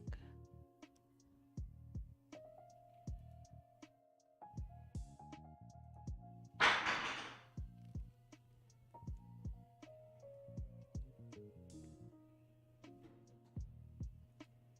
right, that's funny though. Okay. But anyways, yeah, this is okay, so I like the first one. Is it done now? It should be done.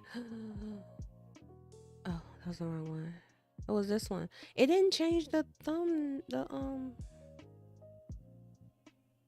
it didn't change the what you call it.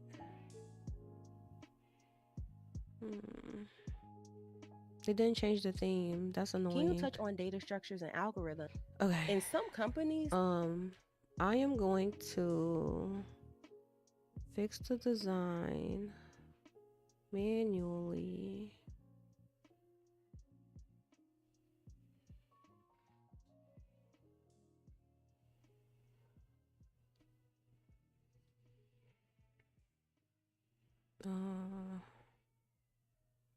All right, leave that there and then open Opus again in another window so I can copy what I had on my other sign in.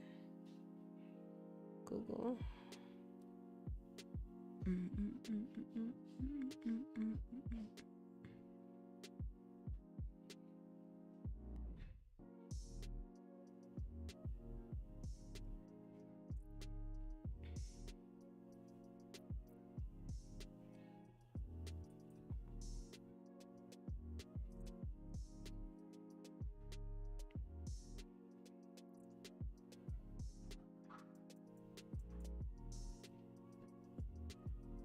See, it says free plan, so you know it's processed on the free plan, and it ain't nothing I can do about that, I think. But let's go back to the brand template. Caption. So I'm about to copy the settings from here because I do like these clips. Some of these are good.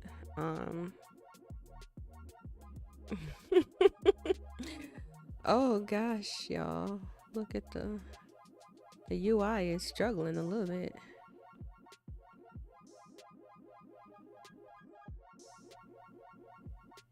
I'm scared. Hold on, I'm about to open that on another. Yeah, let's do this.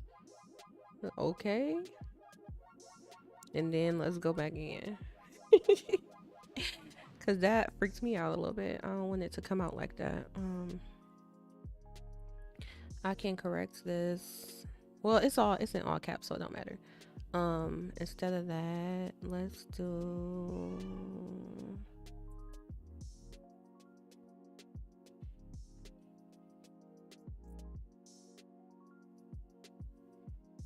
this. What I want to do here. Correct. Dang, I can't show it. No. Okay.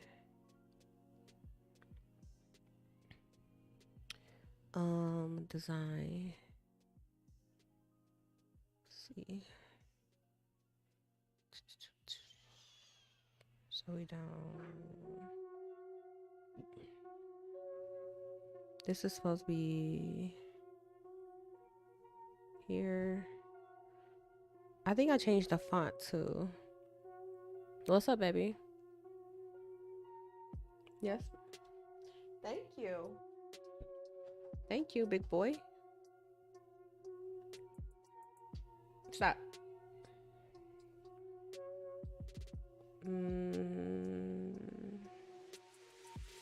Which font am I using?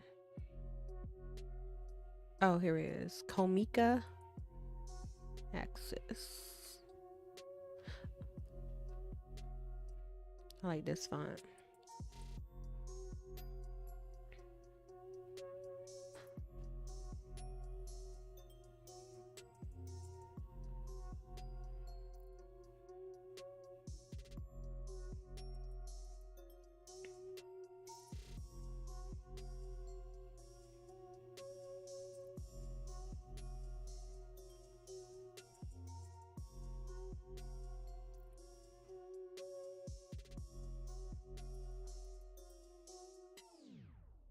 Let's leave.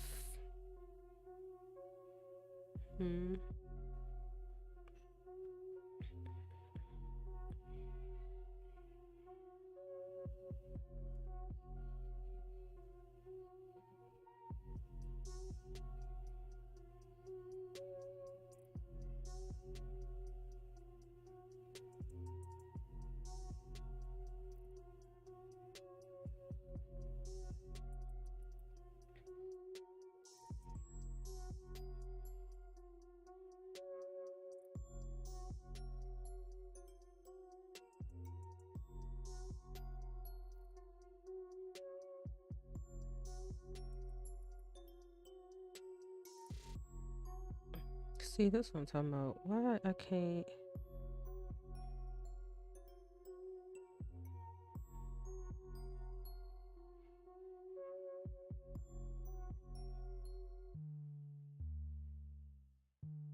It's like I'm not signed in. Well, I am, but.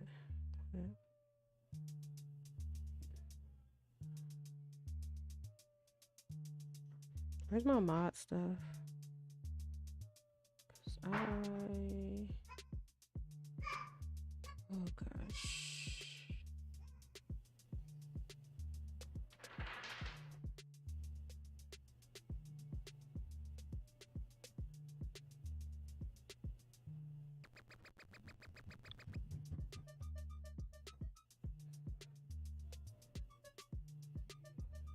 Yeah, show my icons. Why would I not want to see my icons if I'm in the stream manager? That's so stupid to me.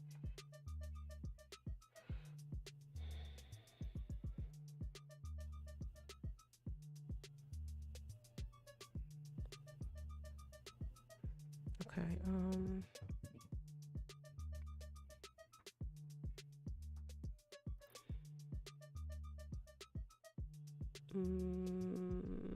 did I copy that? Yeah.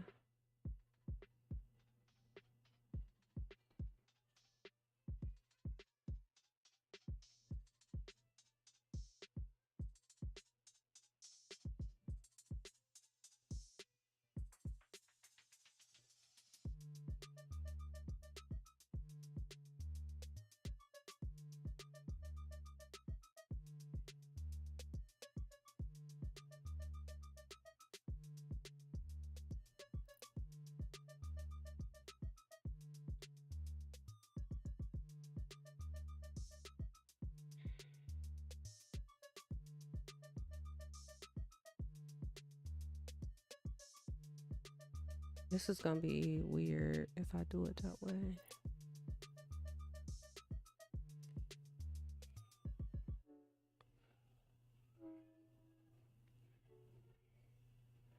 So if we keep this as karaoke text color,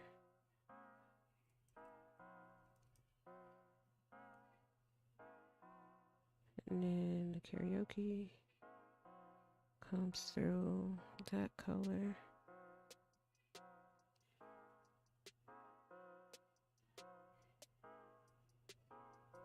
Font stroke. Oh, okay. That's that.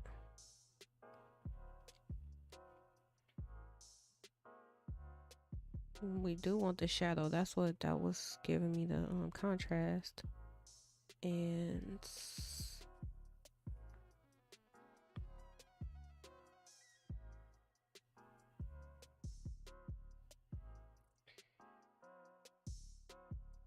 then use this one for the special words.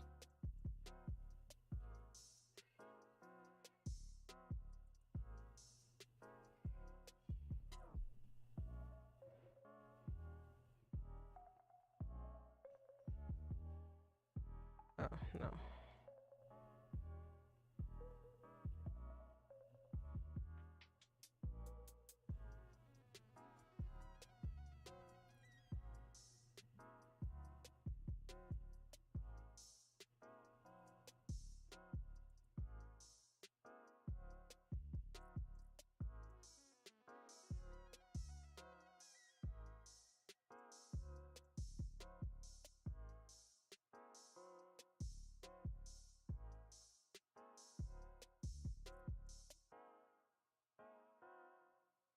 Now, only thing about this is I wonder how this is gonna look on my phone.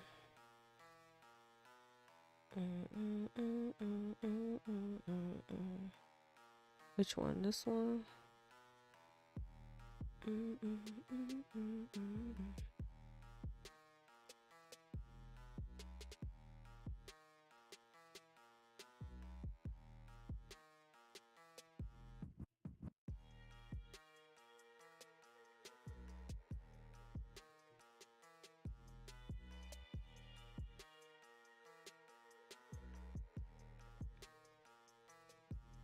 Okay, let's compile this one. Clip not found. Wow. The way I just did all that. It wasn't that much, but oh, it did update. Okay. So let's go back.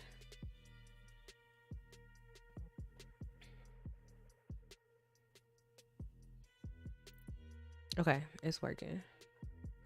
What was this one? Video. Oh, this is the second half of that other part.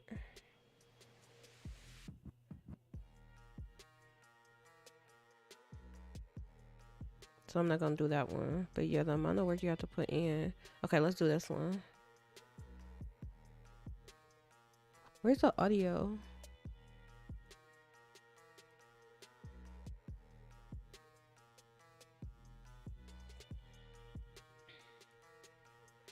I turned it down, but I ain't turned it down that far.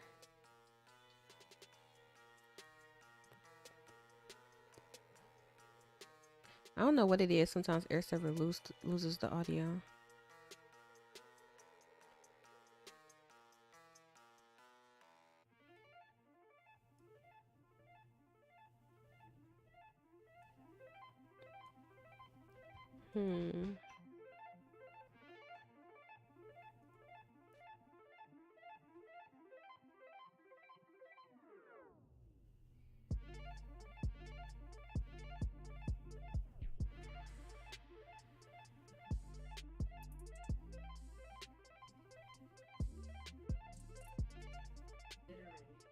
Learning multiple languages.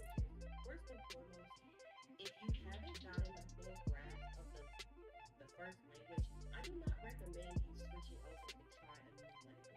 And I don't recommend people language hopping either. But yeah, the amount of work that you have to put in order to maintain. I'm gonna switch my. That part really wasn't evident. I'm gonna switch this to how it is in the one I just created. I think it's minimal, but still. Give me that. Give me that.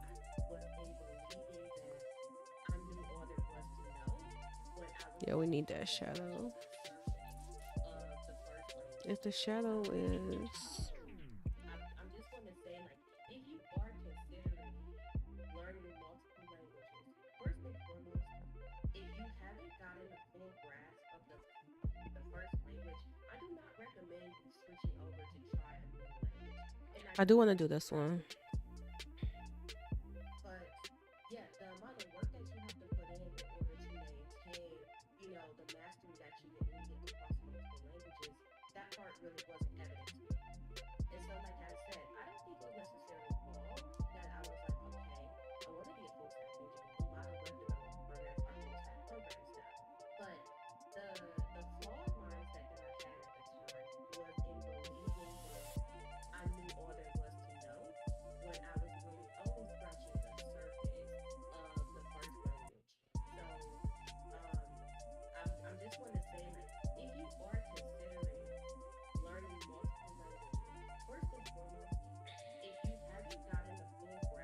Okay, so I like this. And then what was the pink? Dang it. I lost the pink. Hold on, let me go back. Cause I know it's in here. Hello, are you gonna respond? There you go. Alright, so this one is done, but now I wanna make like one more change. Let me see how this one looks. Whenever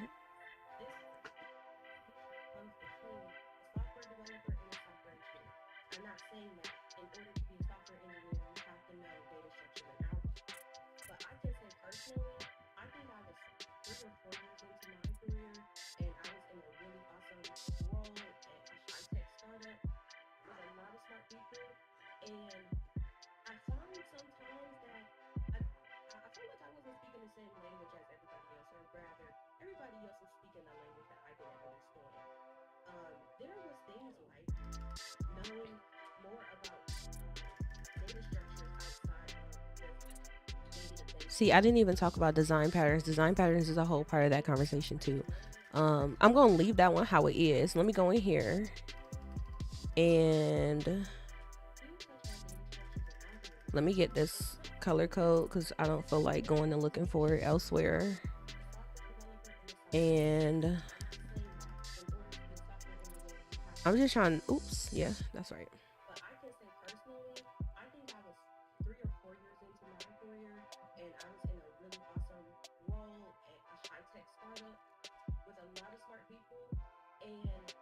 Okay, is there like a save thing I gotta do, or that's just gonna save for me? Okay.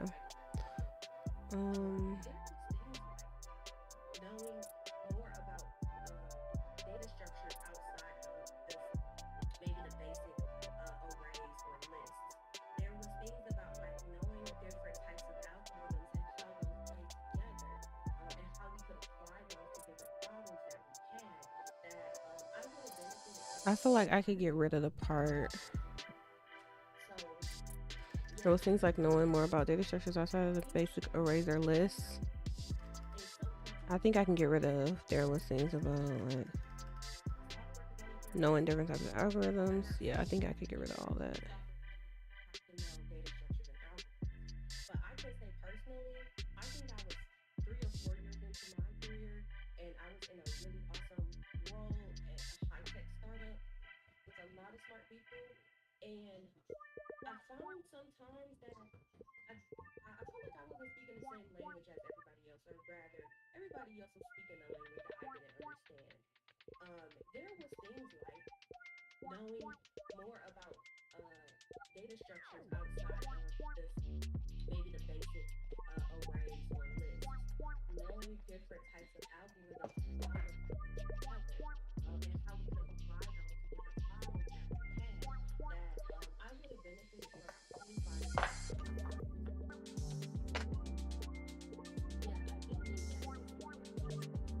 Baby, how you gonna get mad at me because I don't want you to put it on my list?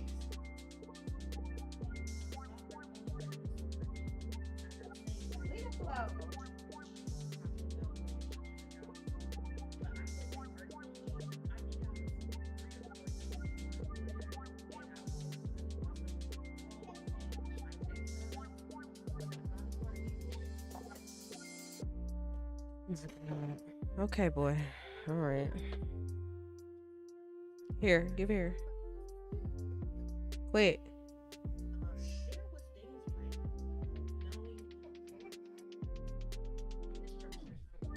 Mommy is trying to get some social promotion going. Does that sound good to you? And leave my sticky notes. I need those. I need those. I need those. I need those.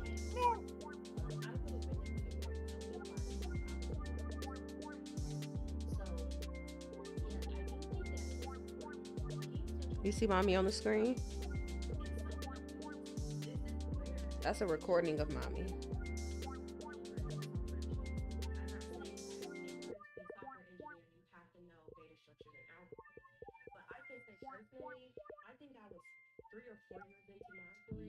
All right. Can I if you don't mind?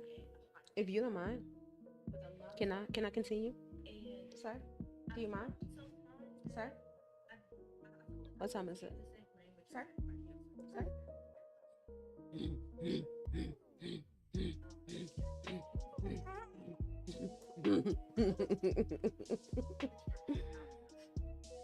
You dancing? What you dancing to? You can't even hear my music. Or can you? You know you ain't supposed to be on my phone.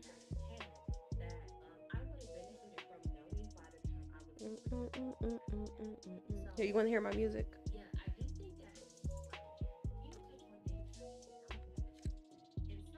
Here, here. Come here.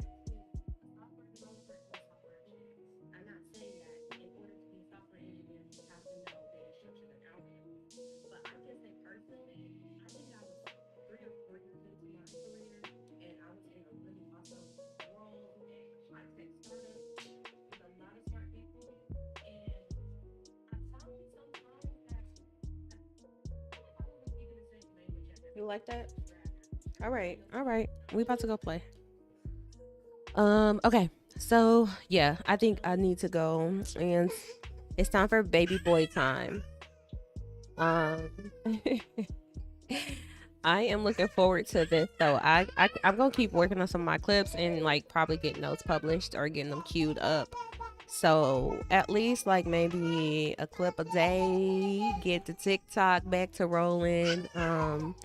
Get a basically everything that I posted to TikTok, IG, and I also posted to what's the other one? YouTube Shorts. So I'll probably I wonder. Okay, so here's what I wonder. Here's what I wonder before I finish this. I only saved 2 seconds by.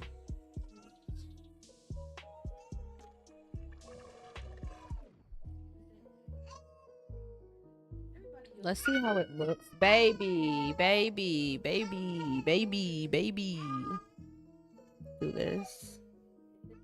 And then I turned. Hey. The shadow. To 0, 0, 0, 0, 0.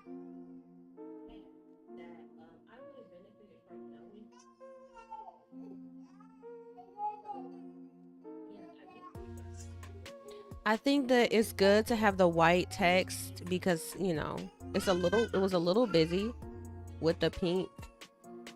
And just use those colors as highlights because the black font shadow is easier to see.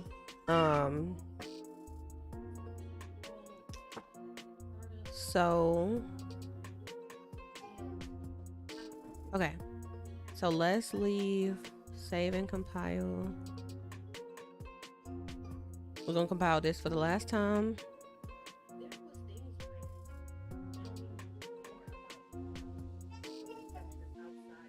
I'm gonna compile this for the last time, and then I'm gonna see how the posting process goes. Cause I want to post this one, so I can see what all like. Cause I should be able to post them straight to the platforms. So I want to see how it will go, and can I pick music or no? Probably not. Thing about TikTok is the thing that sucks about posting on TikTok is if you don't use music. From what I've noticed so far, I get significantly less reach whenever I don't post, whenever I don't put music in the background. Why are you doing this? Let go. I don't need these shoes, baby. That's why I don't have them on. Okay, here. I'm putting them on.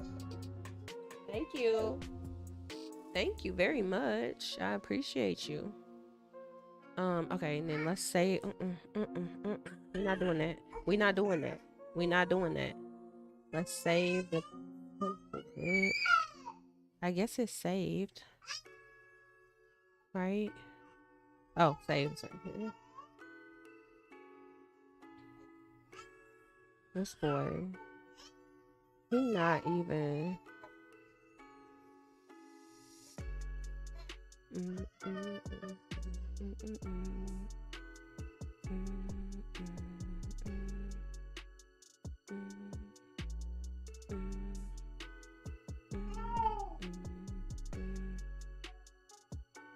He is very.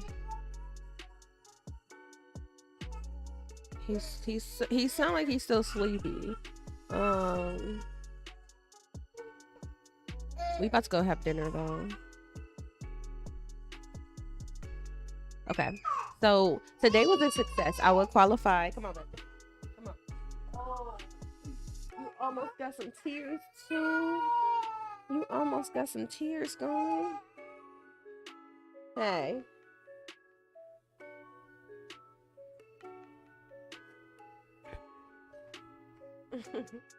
All right, so yeah, I will qualify today as a success because I did get the bot running.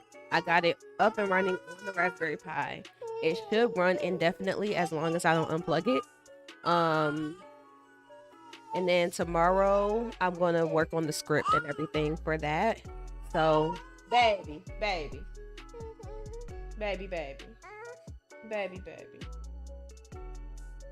don't even know what he going through. He go from sad to dancing. But yeah, so tomorrow I'm just doing an experiment now at this point to see. Don't touch that. I told you. Tomorrow I will be working on getting the script up and running so that the when the bot runs, it can automatically get itself a fresh token, and I think that will be. Hey, here, huh? Okay then. You don't even know what you're going through. You can't even make up your mind. Are you happy? You dancing?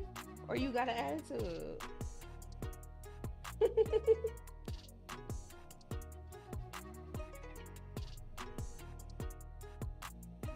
Then this boy got lint in his hair. He don't let me comb his hair, as y'all can see why his hair always looking like this. He doesn't really let me comb his hair, so that's a whole other thing. Okay, we're gonna try this one more time. Oh, okay. You still need your hair combed though. Like, even however you feel, you still. All right, today was a success. We got the bot up and running on the Raspberry Pi. Top-notch programming skills. Tomorrow I'm going to work on my scripts, my startup scripts for the bot, and then get the device code flow working properly. And then from there, I'm gonna decide what's next. Probably get back to Twitch. Get back to the YouTube integration and start working on that, because that's a lot of work.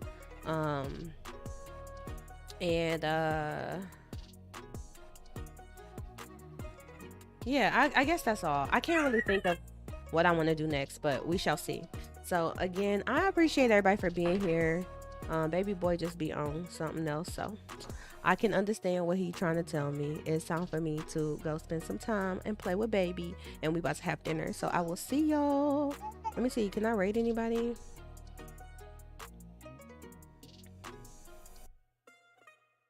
Somebody that's not a huge channel, that does not need help. Wait. Renee. Let's go raid Inhan codes.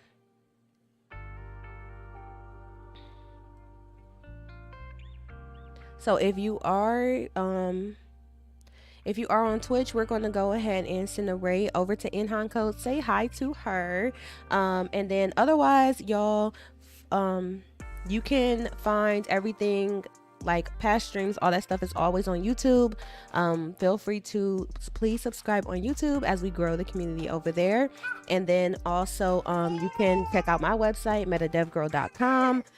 More videos, podcast episodes, blogs, courses, all that kind of stuff is over there. So let's go ahead and say hi to Inhan, and I will see y'all tomorrow.